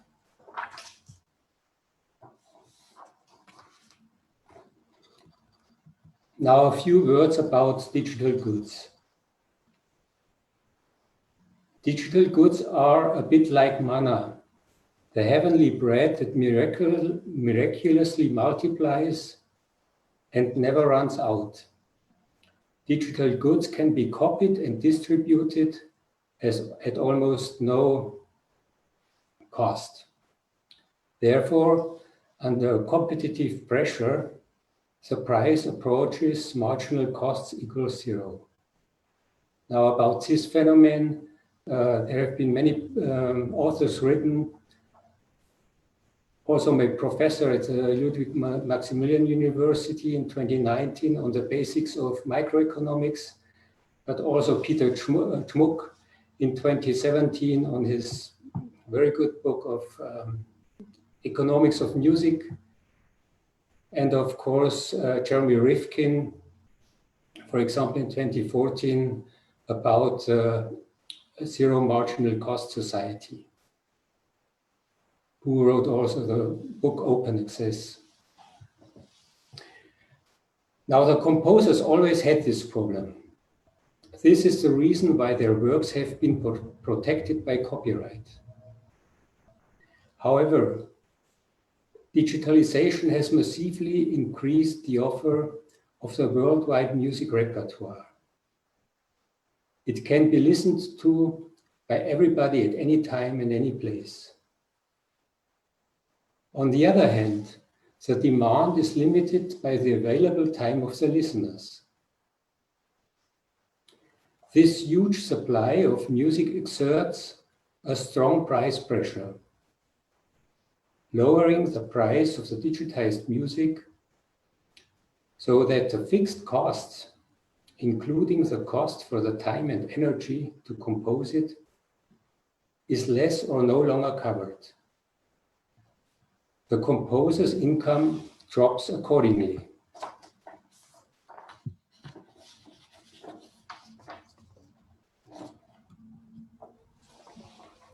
Aggressiveness in pricing. 3. There can be strong price fluctuations in the markets of digitized products, depending on the phase of the market. A highly competitive, low-priced market or a quiet, high-priced monopoly market. Usually, the market is represented as an X-cross with increasing marginal costs and falling marginal benefits. And at the intersection, marginal costs equals marginal benefits. But the market may also be thought of as a vortex that devours or swallows the competitor at the intersection of marginal costs and marginal benefits, because he, the competitor, can no longer refinance its fixed costs. On the other hand, or on the other side, the monopolist drifts far outside the vortex sluggishly over time and woken up when he has already gotten into the vortex and no longer has the strength to evade.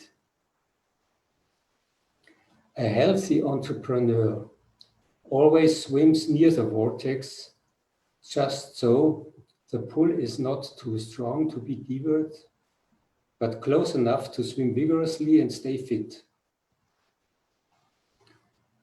Unfortunately, this happens rarely in markets with digitized goods, because this fitness area is not a stable balance, but it works according to the principle, the winner takes it all.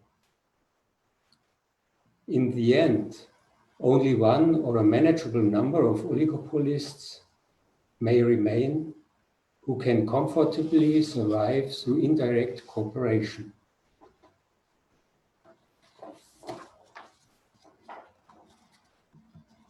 Four, digitalization trends to price reduction.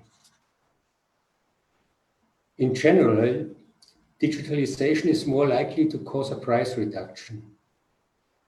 Not only because digitalization increases productivity, but because the costs of digitalization as part of the fixed costs can no longer be included in the price under competitive conditions. The digitalization itself pushes the competition by giving more market transparency and pushing globalization. Maybe this is an explanation for the low inflation rate that has simply not been fueled despite zero interest rates. This would indicate that the long-awaited investments in digitalization will not be triggered by the private sector due to the negative price effect of these investments, which will not pay off.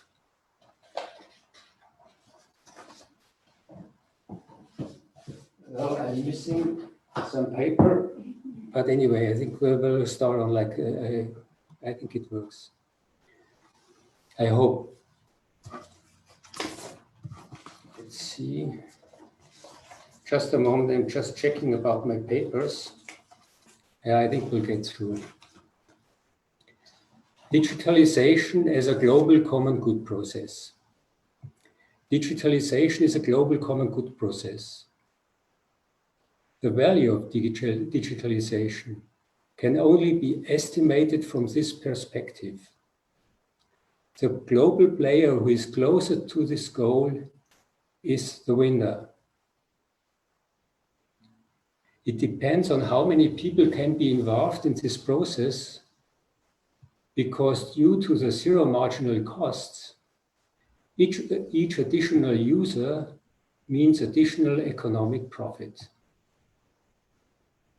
In terms of quantity, China and India would be the predestined countries because they have the most inhabitants with about 1.4 billion each. Moreover, China is the second largest economy after the United States.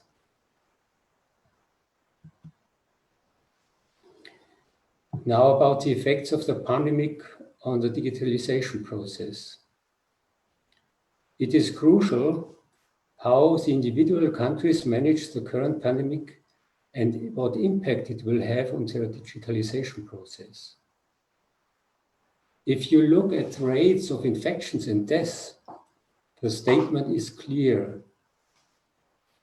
China is the most determined to fight the pandemic and got it under control the fastest, while the United States have the highest infection and death rates is in the United States. China pushes its digitalization process despite the corona crisis, for example, through the further expansion of its 5G network and the development of artificial intelligence. Now, this was the first part of my presentation, and I wrote it about half a year ago. Now, the second part now is about the income and substitution process, which I put down something like 2 months ago. In my following statements, I want to focus on the income and substitution effect caused by the corona crisis and its impact on the income of the composers. The key issue shall be the effects of the corona on the digitalized world. First, there is the income effect, which results directly from the shutdown of public life. This effect has a delayed effect on composers, since they reap the majority of their income from their collecting societies, which distribute royalties to their members with a time lag. Hence, the main effect of corona in the income of the composers will not show up before 2021. Even in 2020, GEMA expects a record result in the live area. Distribution 2020. With regard to the corona pandemic, the GEMA Board of Supervisors decided in March that the distribution this year will be made on 2 dates, 1st of June and 1st of November.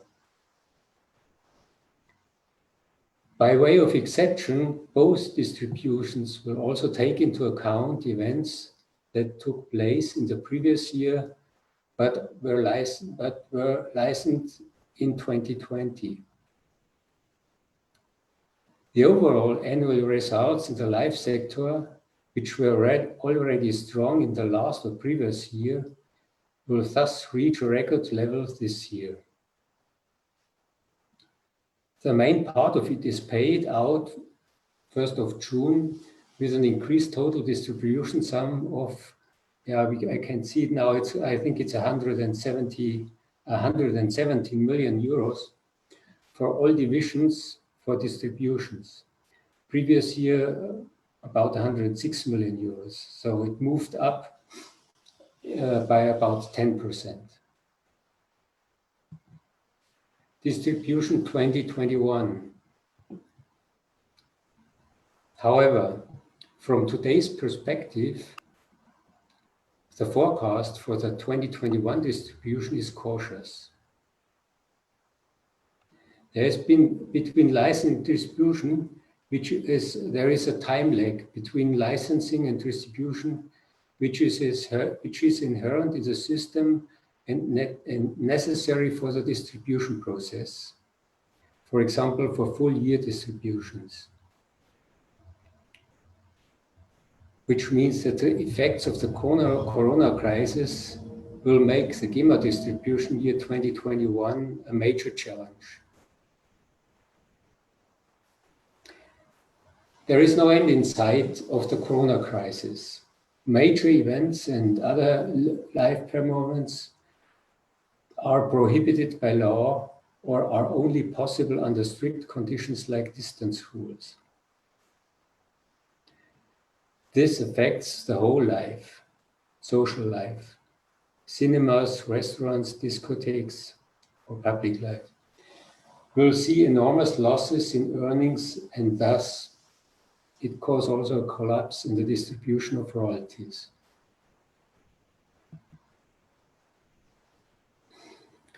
High level of earnings in the online segment. Nevertheless, at least an expected high level of earnings in the online segment should have a stabilizing effect. Income from digital music increased by 76.4 million euros to around 182 million euros from 2018 to 2019. While international saturation is gradually reached, the shift from downloads to streaming in Germany still holds growth potential.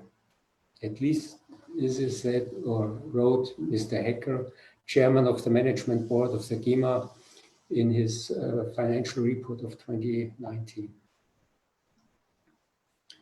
Interestingly, GEMA's online revenues rose by 73% from 2018 to 2019.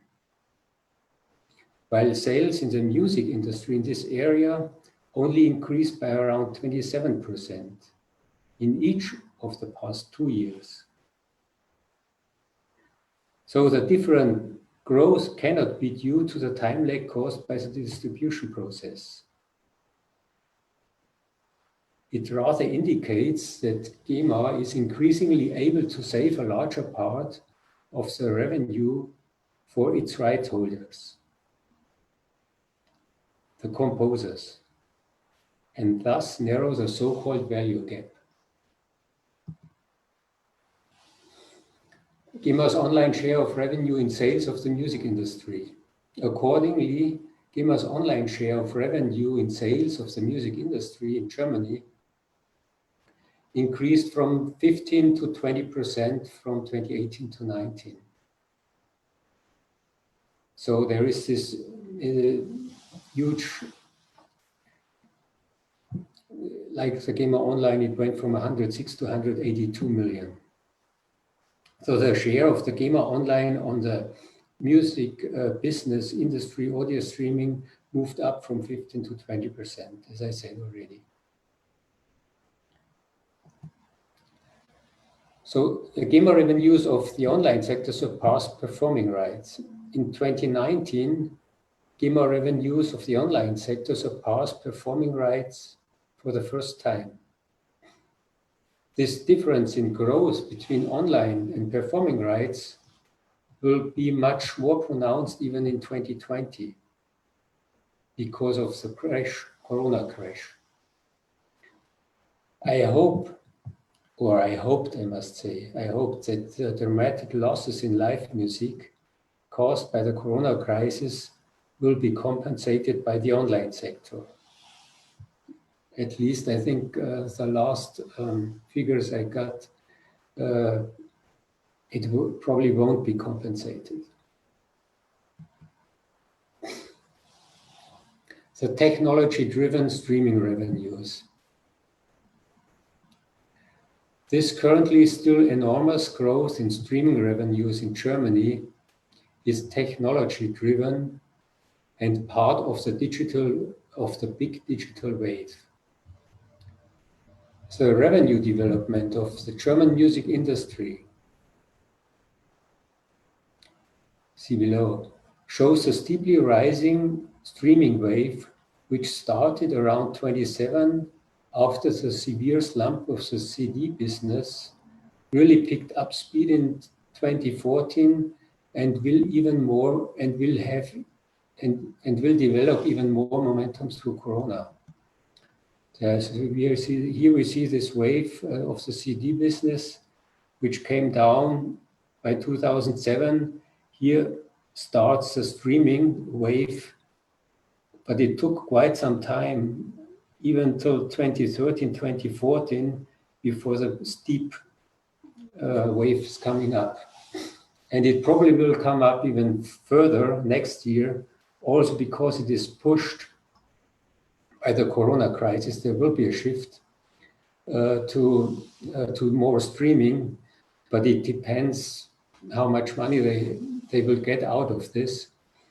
On the other side, what I don't have the figures at the moment, we would have to see the wave of the performing right and the crash by the Corona crisis. So I don't think that this this streaming wave will compensate the crash of the performing situation.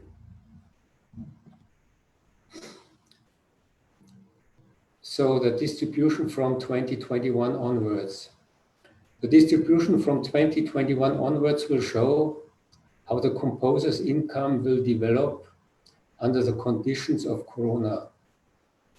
It depends on various factors: shutdown and reduction of public life by event bans, distance regulations, travel warnings, fear of contagion, risk factors such as short-term cancellations, and general uncertain future expectations. They drive up the costs and thus also the prices for the music or for the events. Supply and demand decrease. Reduction of general income cause renouncements or substitution of luxury goods like expensive music events by cheaper or free live streams. All those factors have the potential to push live streaming and the digitalization process in general. It depends on appropriate incentives for the content producers, and in my context for the composers, to keep on going and to drive the process of digitalization and give the right cultural support to live within and overcome the Corona crisis. Conclusion. In my hypothesis, I assumed that Corona would lead to a substitution of live events by the internet, which reduces the income of the composers. I argued in my introduction that this was a general trend of digitalization and that it was due to the economic characteristics of this process and its framework. I could not confirm this assertion in my subsequent investigation. I was unable to determine to what extent the growth in the online sector is a substitution process and how much the composers would lose and gain by this substitution. In 2019, the online sector of GEMA has grown disproportionately by even 73% compared to the performance sector of the GEMA, which grew by 10%, and as well as the audio streaming sector of the music industry, which grew by at least 27%.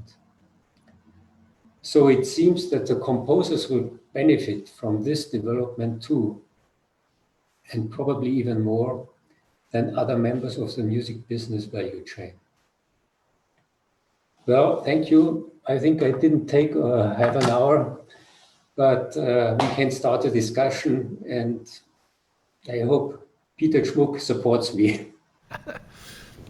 Yeah, thank you very much for your presentation, and it's always very interesting to have a business insider, as a former employee of GEMA, who is now in the academia, and so your talk focuses or has focused on the composers. On the composer side. So we know that in the live sector we have still a huge problem now, especially with freelance artists. But your question is more tricky. Yeah? So what does it mean for the composers, because there is a time lag. We know all the collecting societies payouts will take half a year or more than half a year, so 1 year and more. So we will see the effects next year of the corona crisis in the distributions. And it's interesting, although you are an insider of the GEMA, you cannot really assess the impact. So also from the GEMA perspective, although you're not part of the GEMA anymore, yeah, but from the GEMA perspective, why it is so tricky to project the numbers to 2021? Well, I must say I don't have the figures of the numbers because I'm outside of the GEMA, and I also couldn't say about anything about the inside numbers anyway. Well, I can't say.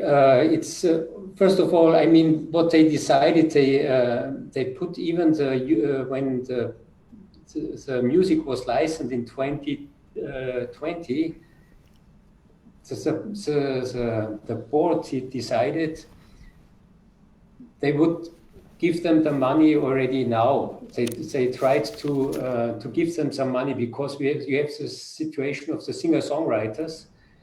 They are on one part of the role is composer, and the other part of the role is a musician. Now, the money as in its role for the composers, they get a year later, but the other money as musicians, they lose it right away. So it is a split, but I don't know whether this is an answer of your question. Some of the composers are in a split situation. Yeah. But I don't think that what you wanted to know. You wanted to know why we cannot tell what they will gain in the future. Exactly. Actually, we still don't know this crash of the performing right, how deep it will really go down. We don't know it yet. We will have to wait, I think. And at the moment, the corona crisis, we really don't know what will happen during the next months. But probably the performing right is dropping down. On the other side, there might be a compensation by the internet. But many of the musicians, they had a need to present themselves in the internet, but they didn't get any money out of it. They played their music in the internet because they needed it. I think psychologically it was important for them. They want to have the contact to the people and they want to present their music. But the tariffs in the internet, they are much more lower than they are for performing rights. So this was my initial hypothesis, that I said if there is a shift from the performing right to the internet, then they will lose because they get less money in the internet than they get in the performing right. So this is my explanation, I can say. Mm-hmm. Thank you. If there are any questions, please write it in the chat function. I see there is a question by Jessica. No? Yes, it's actually Jenny. Oh, Jenny. It's a Jenny question, if that's okay. I was interested because in one of the last slides, you wrote that there was a need for a cultural support. Can you elaborate a bit on that? Maybe. Well, the cultural. Well, if you talk about the cultural support, this is a very special question, I think. At the moment, we have the situation that we always talk about markets, and the market as an allocation instrument also for the music.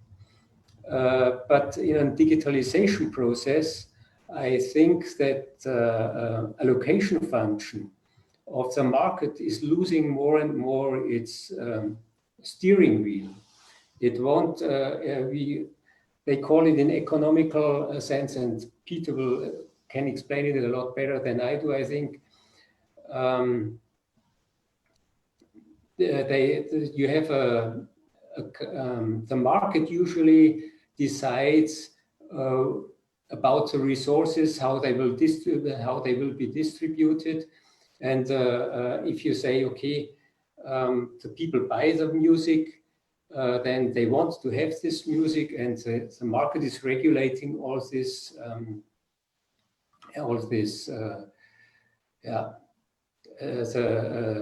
the distribution of the music.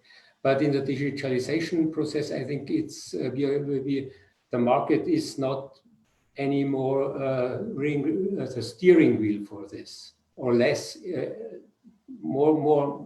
less at least. I would give it over to Peter Tschmuck. Maybe he could maybe Peter, you can say something too also.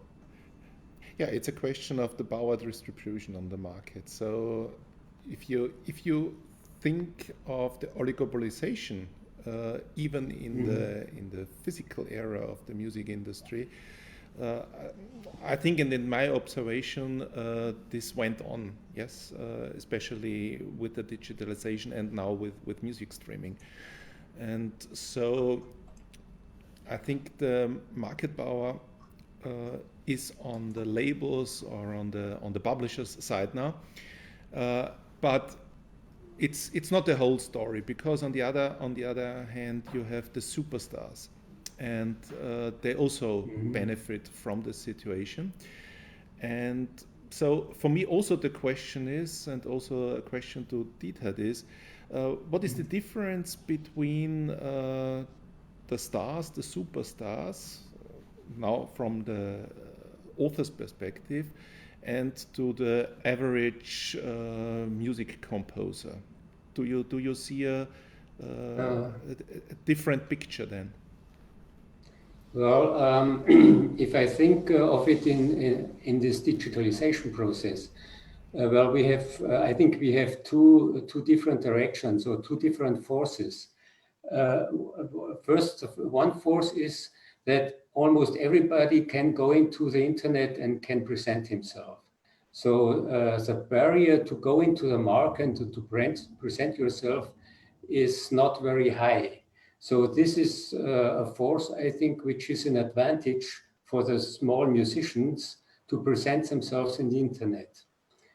So if you look at this point of view, you could say, well, it is a good development for the small musicians. But on the other side, I think we have such a global market, which is so big, that the global players, they have the force by advertisement and presenting the musicians to push single musicians, because it is due to this zero marginal cost thing that each additional user or each additional listener is an additional profit. So they will push, I think, certain people to make most money out of it. I'm not sure, because on the other side you have also this club model like Spotify, and here you have the worldwide repertoire, and you can use it and you can just pick whatever you want. So if you look at this scenario, I think it is wider spread. So I don't really have a definitive answer on this. Yeah, it's not easy to answer the question, but I try it once more again, but now with music genres, you know.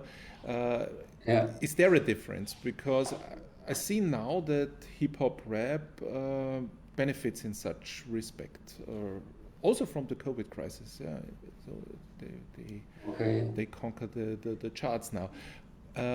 But what about other genres? And this is the question is from the author's perspective again. Yeah. What about Schlager in Germany, for example, which is a very important factor? Okay. Well, this is a personal opinion of myself, I think.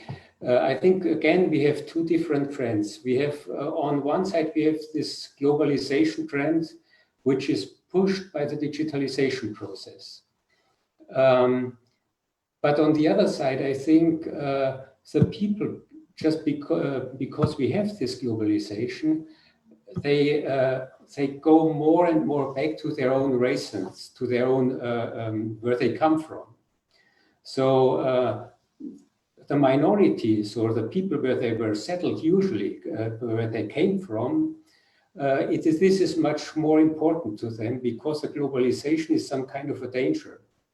So I think they will believe in their own culture more, and so they need this basic culture in this globalization process. It's just like a tree they have their roots in the earth, and the tree only can grow if it is settled good in the ground. So I think there will be a need for the people for this settlement. Thank you. Are there any further questions? We have 5 minutes for questions. I do not see any question in the chat function.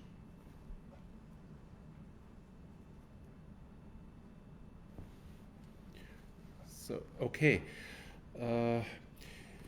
Yes, if you don't mind, we will move now to the next presentation, and thanks again to Diethard for his inspiring talk about the impact of the COVID-19 crisis. Oh, there is a, okay, this was a thank you in the chat. Yeah, thank you for your presentation, and yeah, I hope we will hear more about it if we know more about the impact of the COVID-19 crisis on the music business. So we move now to Sweden, and Jessica as well as Jenny will present their paper. Both are affiliated with Karlstad University in Sweden, and the paper is entitled "Hang With Me, Fandom, Brandom, and the Experiences of Motivations of Music Fans." So it's up to you now to present. Thank you. Thank you. First, a short presentation. I'm Jessica Edlom. I'm a PhD student in Media and Communication at Karlstad University. I previously worked with communication strategy, marketing, and branding. And I'm Jenny Karlsson. I'm an assistant professor in business administration, also here at Karlstad University and at the business school here. I'm doing my research within CTF, the Service Research Center. So we have kind of a service focus on this paper. So yeah, and we're also part of a research project that's EU funded. It's called Music Ecosystems in Scandinavia, that focuses on the music industry in transition. And the project also ties together research, education, and industry in, for me, interesting way. So I will now start sharing our screen.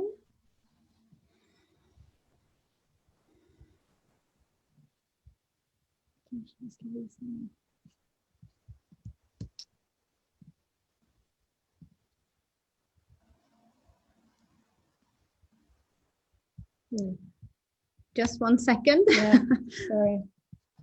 So,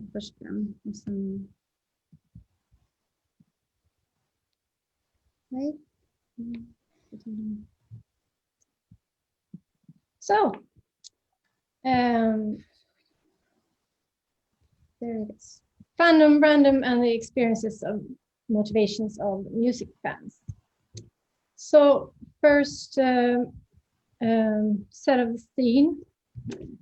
Due to digitalization, marketization, globalization, the music industry has adapted to conditions of the internet and learned the benefits that social media provide. The industry is deeply dependent on high level of consumer engagement and interaction. Active co-creative audiences and fans are sought for, used, tracked, and taken for granted to build strong music brands via transmedia storytelling and marketing campaigns. And fan communities are also seen as central user-driven marketing strategy. But what about the fans' own experience in this?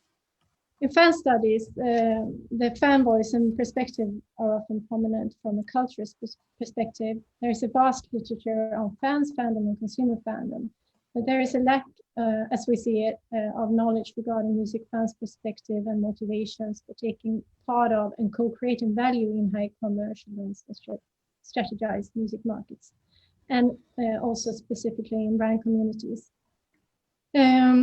Often both industry and research focuses on the digital traces that audiences made and how to understand the numbers, the big data.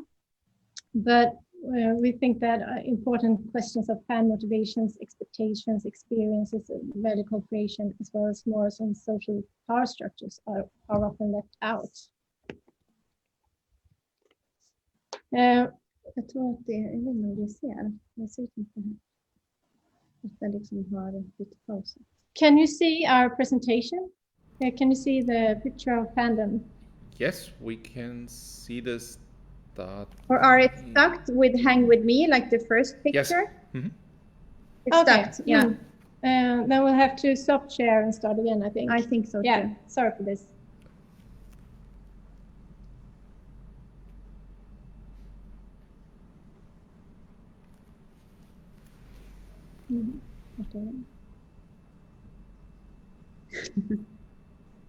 Technology.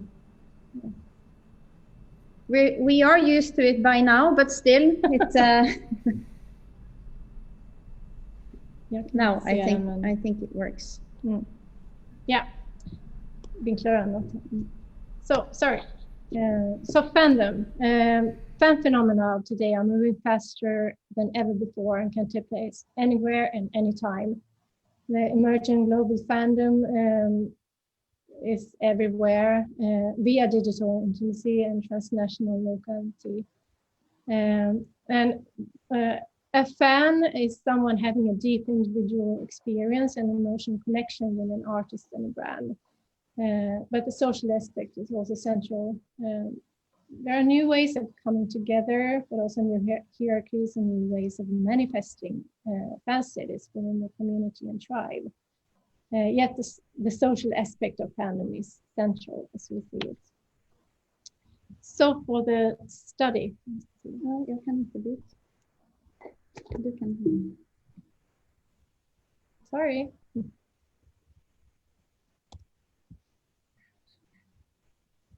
So we have some issues with not being able to share.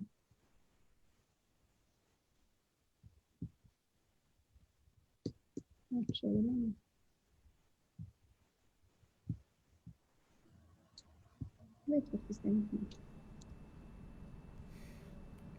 we can't see anything or share. I don't know if it's lagging. Is it lagging or is it more? We see the fandom page now. Yeah, we can't continue with. We can't see our own slides in some way. I don't know why. Okay, so my technician says he doesn't know what's the problem. Maybe it's on your side, not on our side. I think it's on our side.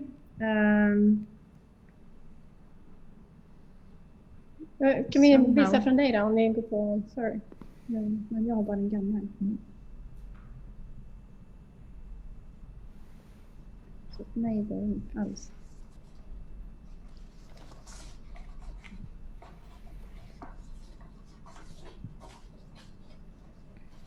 Gå in på Zoom igen. Där. Här i måste det vara någonting. Det måste vara i den då. Här någonstans. Om du tar den då. Det var den större. Och så tar du den här. Men stop sharing då, i så fall.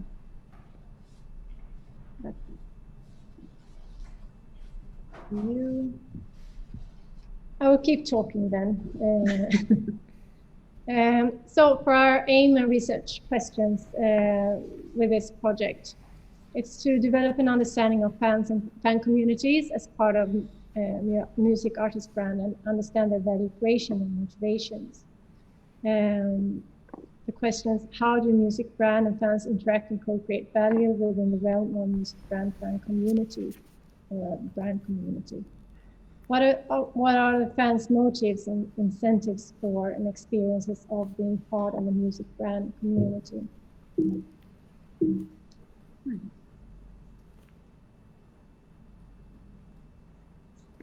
Yeah. So we have any more research questions? About the brandom and brand communities then, some theoretical implications. Brandom is what Gershwin called, from a management perspective, the optimization of the fan relationship in order to build the brand. Use fans in branding and mass media marketing and seek to optimize the relationship between the brand and the fan. There are some different conceptualizations of what a brand community is. Eunice and McKinn, for example, define brand communities as a specialized, non-geographically bound community based on a structured set of social relationships among admirers of a brand. Kova et al. Define it as a co-consuming group of people with a common interest in a specific brand that creates a parallel social universe of subculture with its own myths, values, rituals, vocabulary, and hierarchy. Some argue that a new economy of fandom has emerged due to new conditions for online fan brand communities, empowering and giving fans new roles as stakeholders, sponsors, investors, creators, and co-creators of value.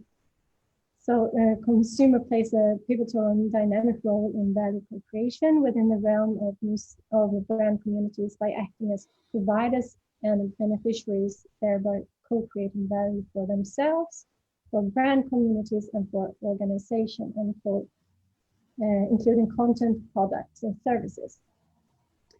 Yeah, so looking into actors and how different type of actors create value, we have looked into the value creation processes from the provider, the joint sphere, and from the consumer sphere or customer sphere, as Grandos and Boima explains it. So traditionally, value has been understood as something that is realized when money is exchanged for products and services. And this implies that value then is produced by firms, like internally in the firms, and then sold, exchanged for money, and consumed by the customers or the fans or the receivers of the music. But we can see that in the last decade, the traditional demarcations between producers, such as music actors, and consumers, such as the fans and the audiences, have been much more blurred and changed. So instead of seeing value as exchange for money, we rather see them as co-created in collaboration together with these actors. As consumers more subjectively experience and perceive and determine value when using the products and services, rather than only getting value from buying a product or service. So to create prerequisites for a customer's value creation, a firm and its customers, and of course other actors in the service ecosystems, even though we don't really focus on that in this paper, they contribute and integrate resources such as information, knowledge, and skills. And these types of resources are integrated, and in this integration, value can be created. And it's collaborated as I said, with using the products and services. So often we see it in the customer's own context. So depending on where you actually consume or use the service, the value creation might look differently. So we have used the value creation spheres from Granros and Voima from 2013 to get more into these different spheres of where value is created. And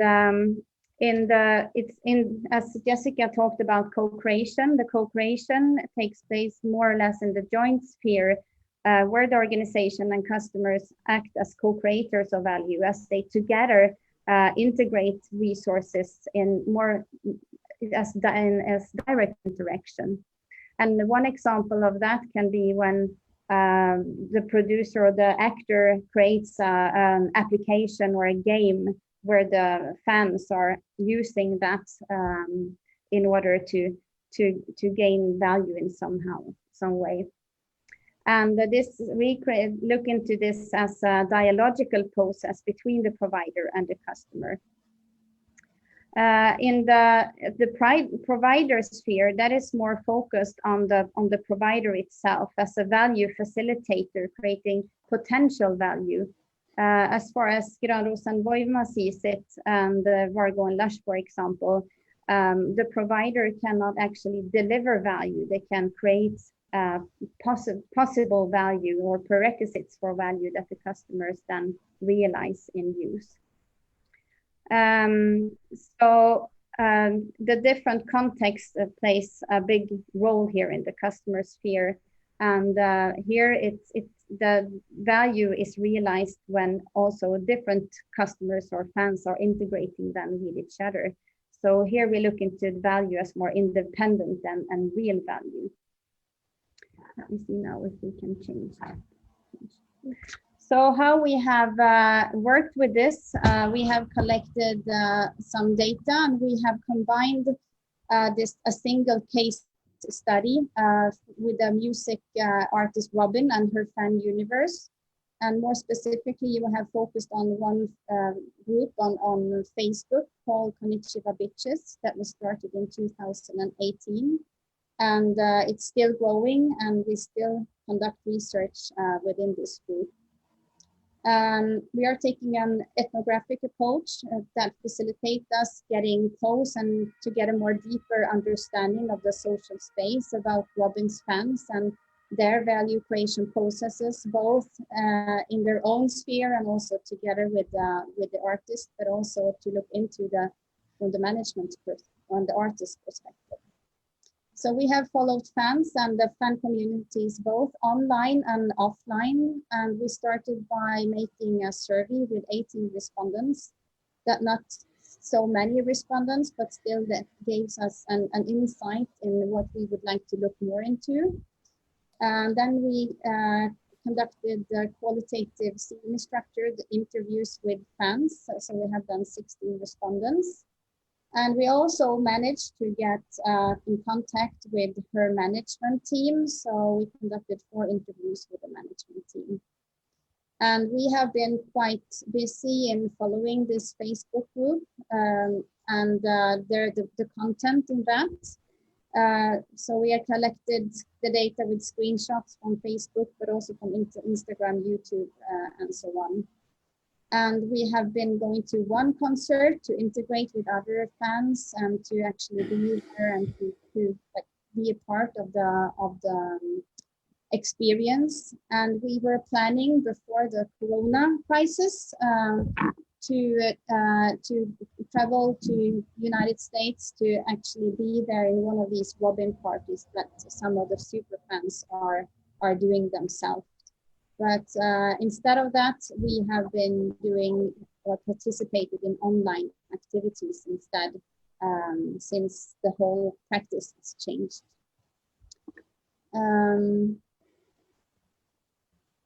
Yes. So I don't know if you're familiar with the Swedish artist Robin, but we selected the case based on 3 criteria. First, as the research project, as Jessica explained, focus on the music industry and how music artists use social media to communicate with fans. And we decided to study a well-known Scandinavian artist with a large fan base. So therefore we chose Robin. And although she has been away from the music scene for a while, she made a comeback in 2018, and she made all these kinds of activities when coming back. And one of her songs, Dancing on My Own, was chosen to be the #1 song of the decade by Rolling Stone. So that suggests how influential she is. And we also got the possibility then to be involved in this Facebook group, Konnichiwa Bitches, to follow that. So we believe that it provides a rich context to follow this group and the fans to collect data. Maybe I should skip this slide.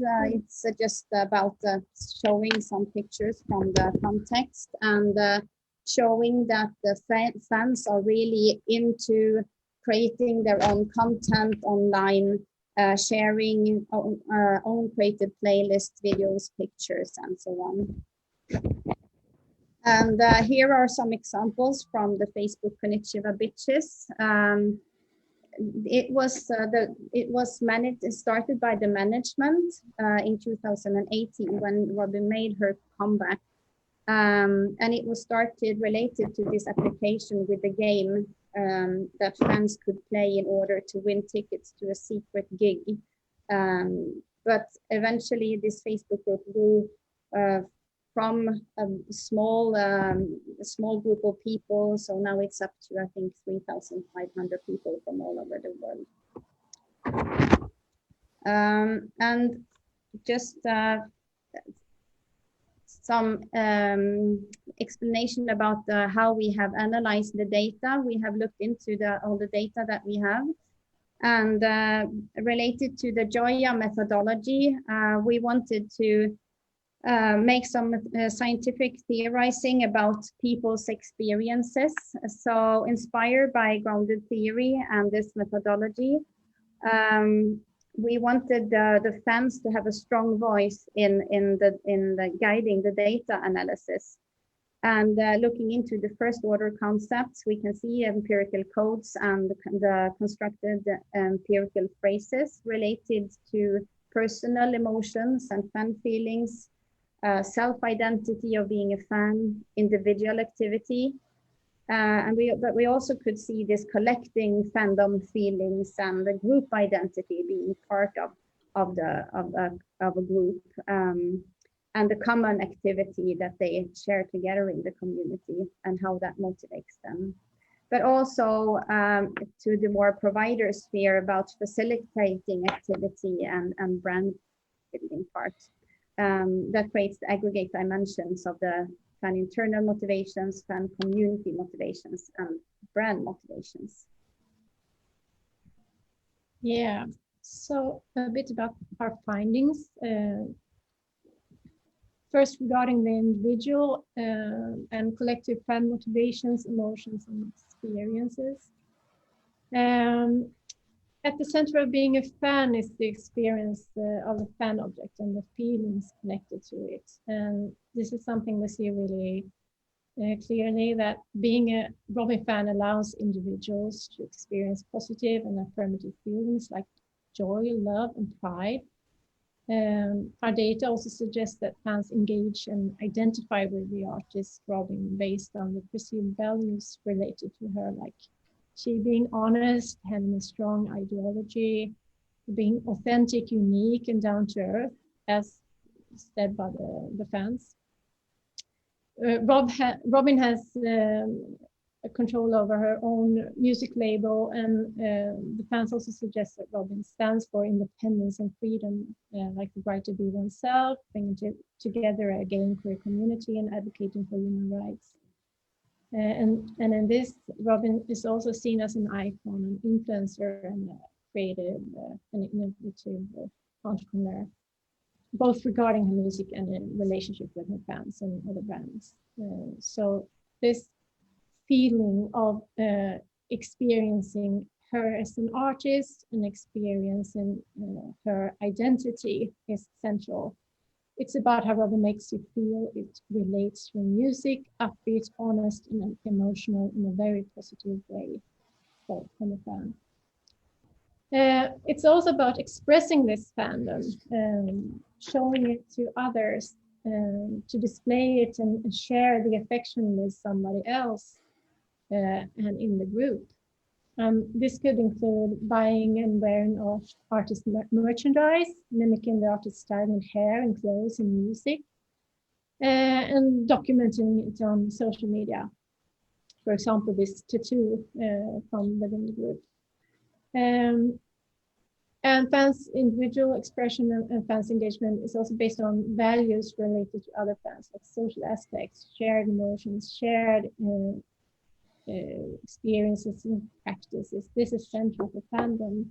And our data show that sharing and supporting other fans are central values here as well. Like one fan said, I want people to know what I like, what statements of the artist I support. Then the collective aspect of fandom then. This group provides the opportunities to meet other fans from all over the world before social media, or maybe before you could travel to a concert and meet other fans. But now you can meet other fans directly online and connect with them regardless of where they are. And this bringing people together, the togetherness, the collective intimacy, and being part of something joyful, positive, and unpretentious and cool, as some fans say. This is central motivational values for these fans. Also to be like part of a family, as somebody say, a tribe that is using fan literature. This making friends from all over the world can also mean that you meet people in real life, like helping each other with accommodation around a concert, or going to meet each other in other ways, pre and after Corona, hopefully. During Corona, we have followed some online activities that has taken place instead of the real ones, like the Robin parties in the US that Jenny was talking about. These are some activities taking place online, both fan activities and Robin being DJ from her bedroom. Very much interaction between Robin and the fans, and between fans and fans. We have in our research also went to a concert, as we said, in August 2019. This picture from that. A lot of activities around it in social media as well. So online and offline normally tends to integrate, but now focus on the online, of course. The activity in the group is also central. What they do, what they share, what they want to interact around, say so. In the group, you portray yourself as a fan, you build identity, but also you connect and communicate, and you share information and news, you spread feelings, and you initiate interaction. Here are some examples of that. People helping each other. For example, to the left, somebody looking for music this is from one of the parties that one of the superfan has initiated and given information about. But there's a lot of interaction in this group, and also a lot of helping each other and guiding each other and sharing their feelings and their activities. But there's a difference in degree of social media engagement here. We can see some are less active and some are more active. And these more active, some of them are super fans, and also in some cases administrators of the page. These are really important in this fan group as we see it. Yeah. So from a brand value perspective, both the management and fans see that this group is really important. The management say that we are so lucky to have them, like the fans, who are doing it so well, like on top of everything. So they see the fans as really important in the brand building and really active in this as well. And the fans, on the other hand, on the other side, say that we didn't just create a group for marketing strategy reasons. I'm sure Robin wanted there to be a group. And they also see that they are actually part of the brandom, but they are really active and have their own agency in this. So about the discussion and our contributions, inspired by this value creation model with the spheres, we have looked into the Robin fan community in order to understand how the actors' value creation processes looks like. And we really focus here on the fan side of it, because we believe that it's important to get an understanding of the connection between brandom and fandom in the music industry. And we want to explore how this value creation processes takes place, focusing on the music artist, the management team, and fans as the main actors then. And we can see that these three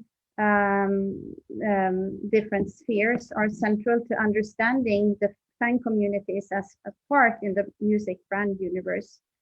And we have seen that music providers value facilitation relates to brandom and the way that music actors like produce resources and the process of facilitating fans' value creation, and that the artist brands generate potential value for the fans to integrate and co-create in relation to, such as the games to win concert tickets, to get more information, to take part of this DJ sets and the TikTok challenges and so on, and also playlists for the live stream music that the fans can take part of. So we can see that this takes place both physically and virtually, but now in these days then more virtually. That the management team and the record label are in charge of these some of these processes. And that from the co-creation part here, the Konnichiwa Bitches, as we focused on, that represents more the value co-creation in the interaction than between the provider and the users. And here that they interact quite intense, as Jessica has explained, and how that enables the fans to create emotions related to that. And we can see also that the independent fan value creation is really important in this community, that it involves the experience of being a fan and coming together and the interaction independently of the music artists plays a really important role. And here we can see that the social value is really important. I see that we have 2 minutes. So we believe that, let me see here. From a brand perspective then, we can see that the understanding of fans and the fan creation processes enables an understanding of getting insight informations of the fan experiences, what actually creates value to them. We can see that the fans are creating content and spreading information, both related to the brand, but also from the fan perspective, creating own content and creating value on both an individual and collective scale.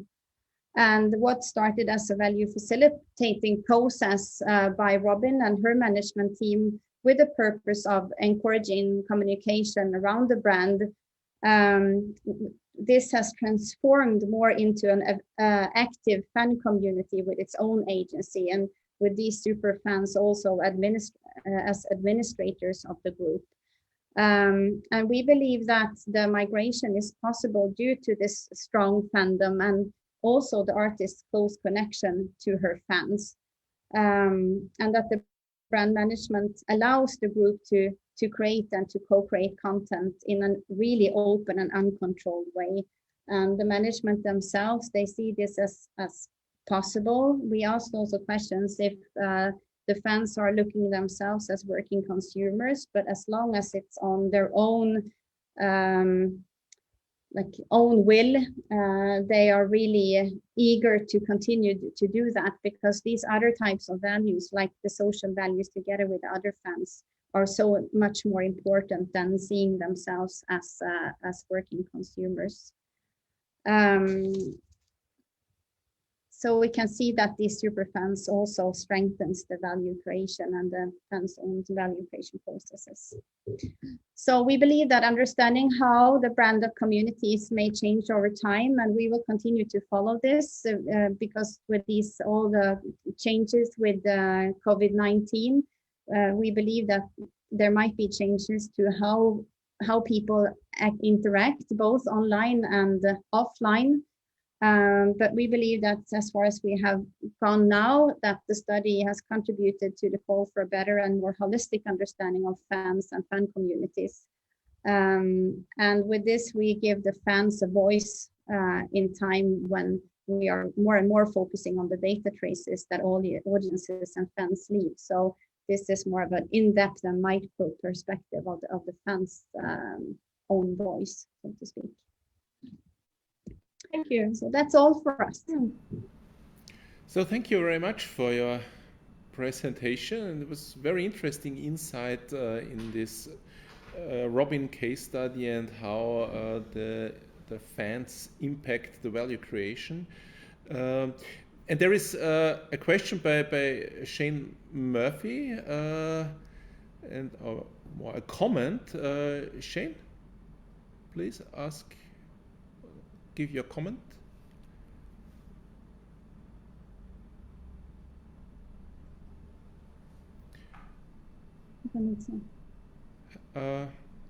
Sorry. Shane? Yeah, now I can see it. Yeah. If it's the case study or ethnography. Yes. Yeah. Shane is online now. It's both as we see it. We started I was just curious. Yeah, we started with a digital ethnography focus. We wanted to get in depth with fans and their experiences, and we early on understood that we had to look closer to one group to be able to see what was going on, because there's so much going on at the same time. So.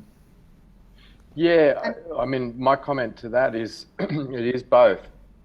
You know, I mean, this is the thing that I find confusing about methodologies is you look in depth to one particular example to, support your argument, as well as, immersing yourself in the social media world. Did you say that you were administrators of her page or something like that? No, we're not. But the super fans that we have been following, they have become, so the community first was only managed by the brand.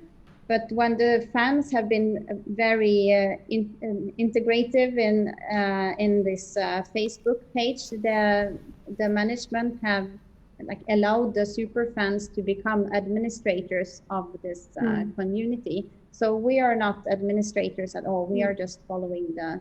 But we need to say that this is a closed Facebook group, so you have to ask permission to be members. So that we made, and we said that we were researchers when asking for that. So the fans accepted us being there, more or less. So that is important to say as well. Negotiating the access to the space, more or less. Yeah. And also before making this survey, sending out the questions, we have informed why we are doing this and so on. So we have been really open with it, and we have been open with the management as well, that we are using the data, and they are okay with that. So everything is that. Yeah. But yeah. Sorry, Shane. No, I thought if you compared two similar artists in Sweden to see if the same responses, the same sort of characteristics were there, like that would probably maybe be like there's it's ethnography and case study stuff, isn't it? Like just to give you a dynamic, I guess, between the just one artist versus different people may have different fandoms and different brandoms. Of course. Yeah. We also follow different other Swedish artists. We haven't focused on that in this paper, but we do follow different Swedish artists and Scandinavian artists, Facebook groups and social media channels and so on. And we also follow Taylor Swift quite closely, and Ed Sheeran and different other actors, just to get insights into the whole like fan community and fandom and how it can work. Both more commercial artists and more independent, I should say, as well, because there's quite a span there in between. That would be an interesting comparison, wouldn't it? Like between the independent and the commercial, and how they're doing that. Cool, thank you. Good idea.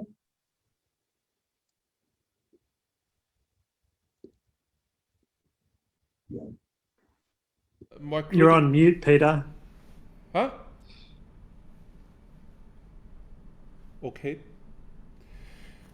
I have a more critical question on the impact of fandom, especially super fandom.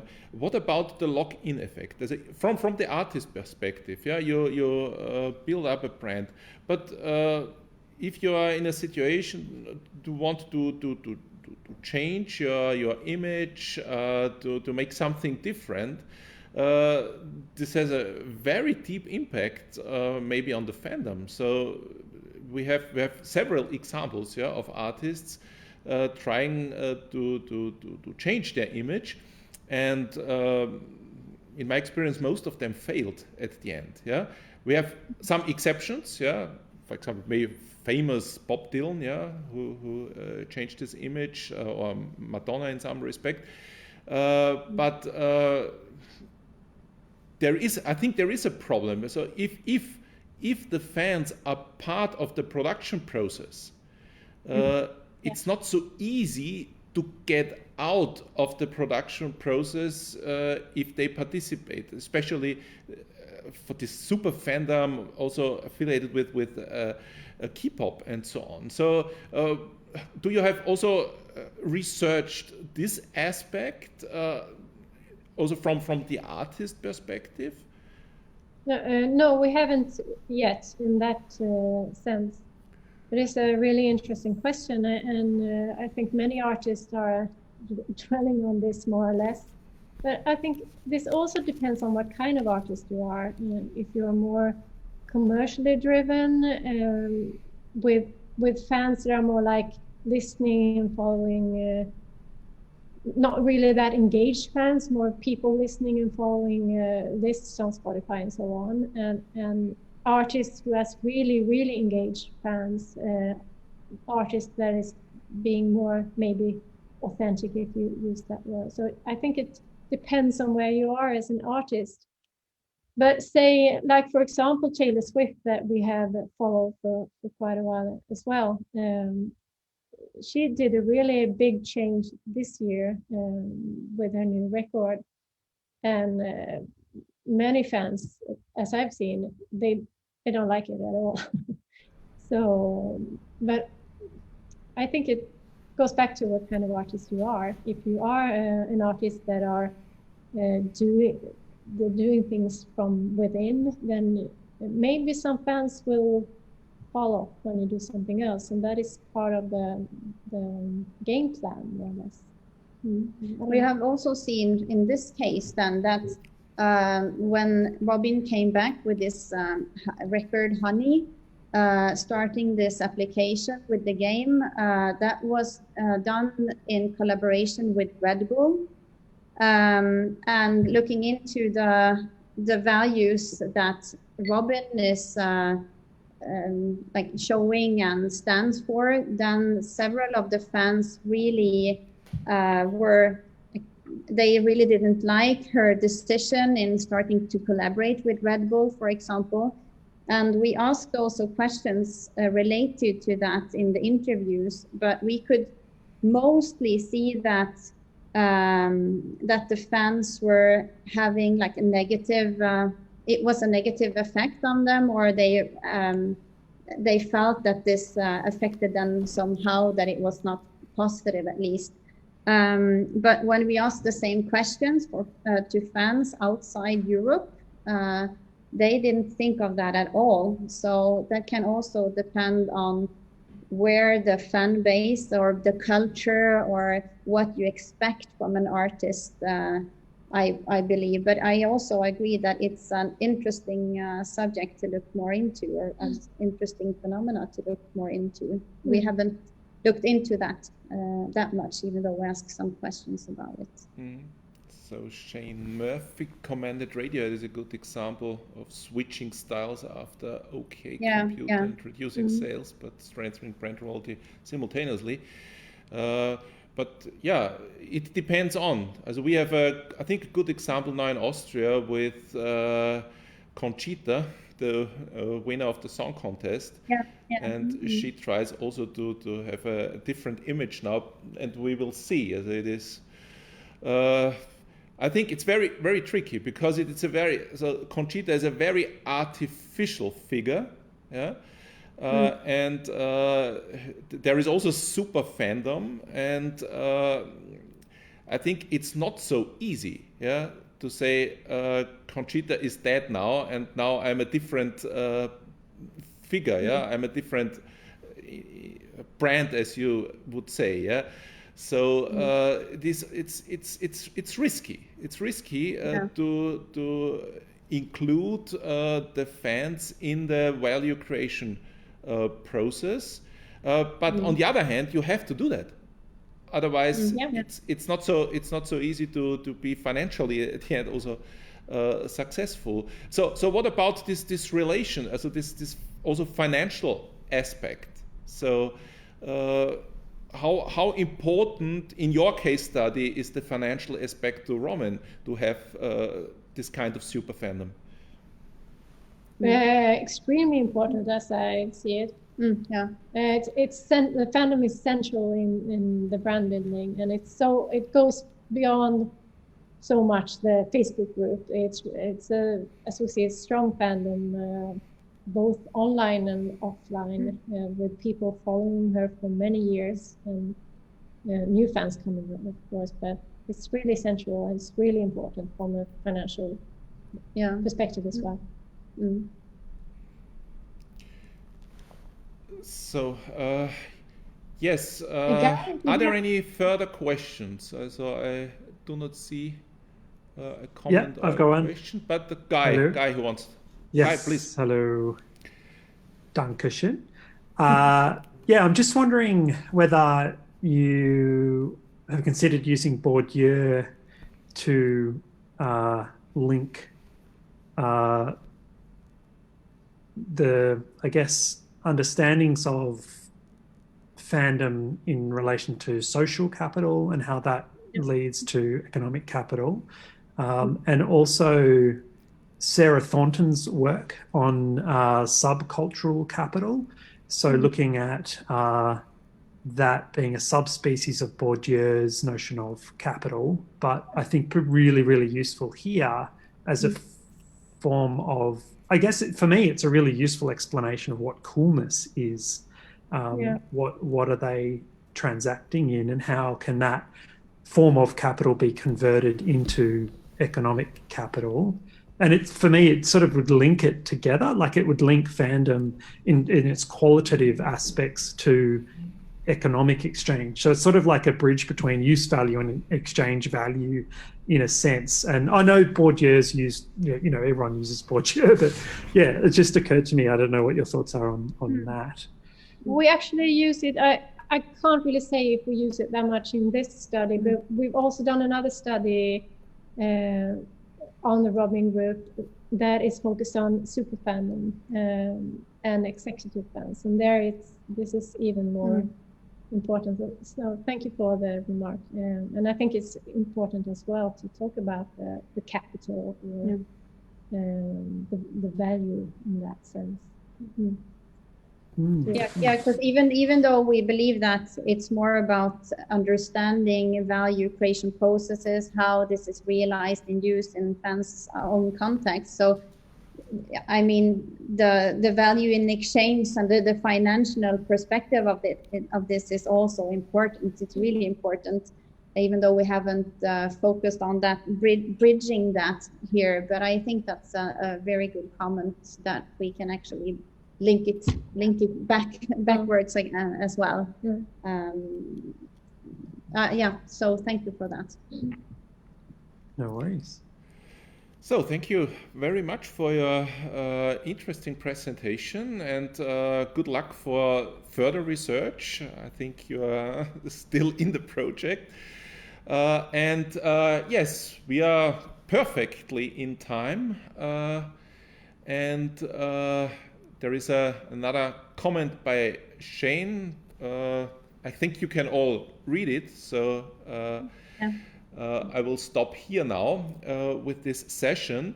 As I said before leaving to the lunch break, Guy and me, we would like to introduce the call for papers for the new book project. It is entitled Rethinking the Music Business, Music Contexts, Rights, Data, and COVID-19. So we started the book project before the crisis started, but we realized it's a perfect title to rethink the music business in times of COVID-19. So we have two parts. Guy will be one of the editors, Daniel Nordgaard from University of Agder in Norway, and me. Guy, may I ask you to tell more about the book project and how to submit the papers, and so on and so on? Sure. So as Peter was saying, it's got the two parts because obviously there's some pre-existing trends in the music business and in the field of research that predate COVID and will continue on after COVID. But how do we address the issues around the lockdown and shutdown of live music and so on? So we're trying to cover both grounds there. So the call for papers is up on Peter's blog, and we'll disseminate it in other ways as well through other lists and so on. If you have any questions about it, by all means email myself or Daniel or Peter, and we'd be looking at a due date for abstracts in about 2 months from now, and the timeline for different deadlines for getting the deal with Springer and then delivering on it in the call for papers. So I might just leave it at that. But if you want to know more, just send me an email or look it up on Peter's blog. It's a starting point, and we'll go from there. Thank you, Guy. You also find the call for papers on the IMBRA webpage. And we start to disseminate the call for papers now. Maybe some key points. As 8,000 word chapters, we aim at 8,000 words, and we need an abstract, 300 to 400 words until 1st of December this year, and the bio note, please. And we try to send you a notification of acceptance until mid of January, and then we submit, we send the book proposal to Springer, because we have a book series there, as you might know. So if you are interested to publish a book within music business research, please let us know. We have a book series, and there are several books, for example, Guy's book, recent book. And yeah, we hope that we will get the contract mid of February. And so for your plans, the first book chapter draft should be at the end of July. So this is the roughly our time plan. Yes, check more for details on my blog. You find all this information there. And if you have further questions, please send us emails. So I hope some of you, or maybe all of you, will send us abstracts and book proposals. And yes, we have now a lunch break, and we start sharp at 1:30. And yes, I think we will still have interesting presentations on the live music, festival music business by Martijn Mulder and Eric Hitters, and then from Danube University in Krems, Martina Kaiser-Gruber, who is still among us. So come back and see you later.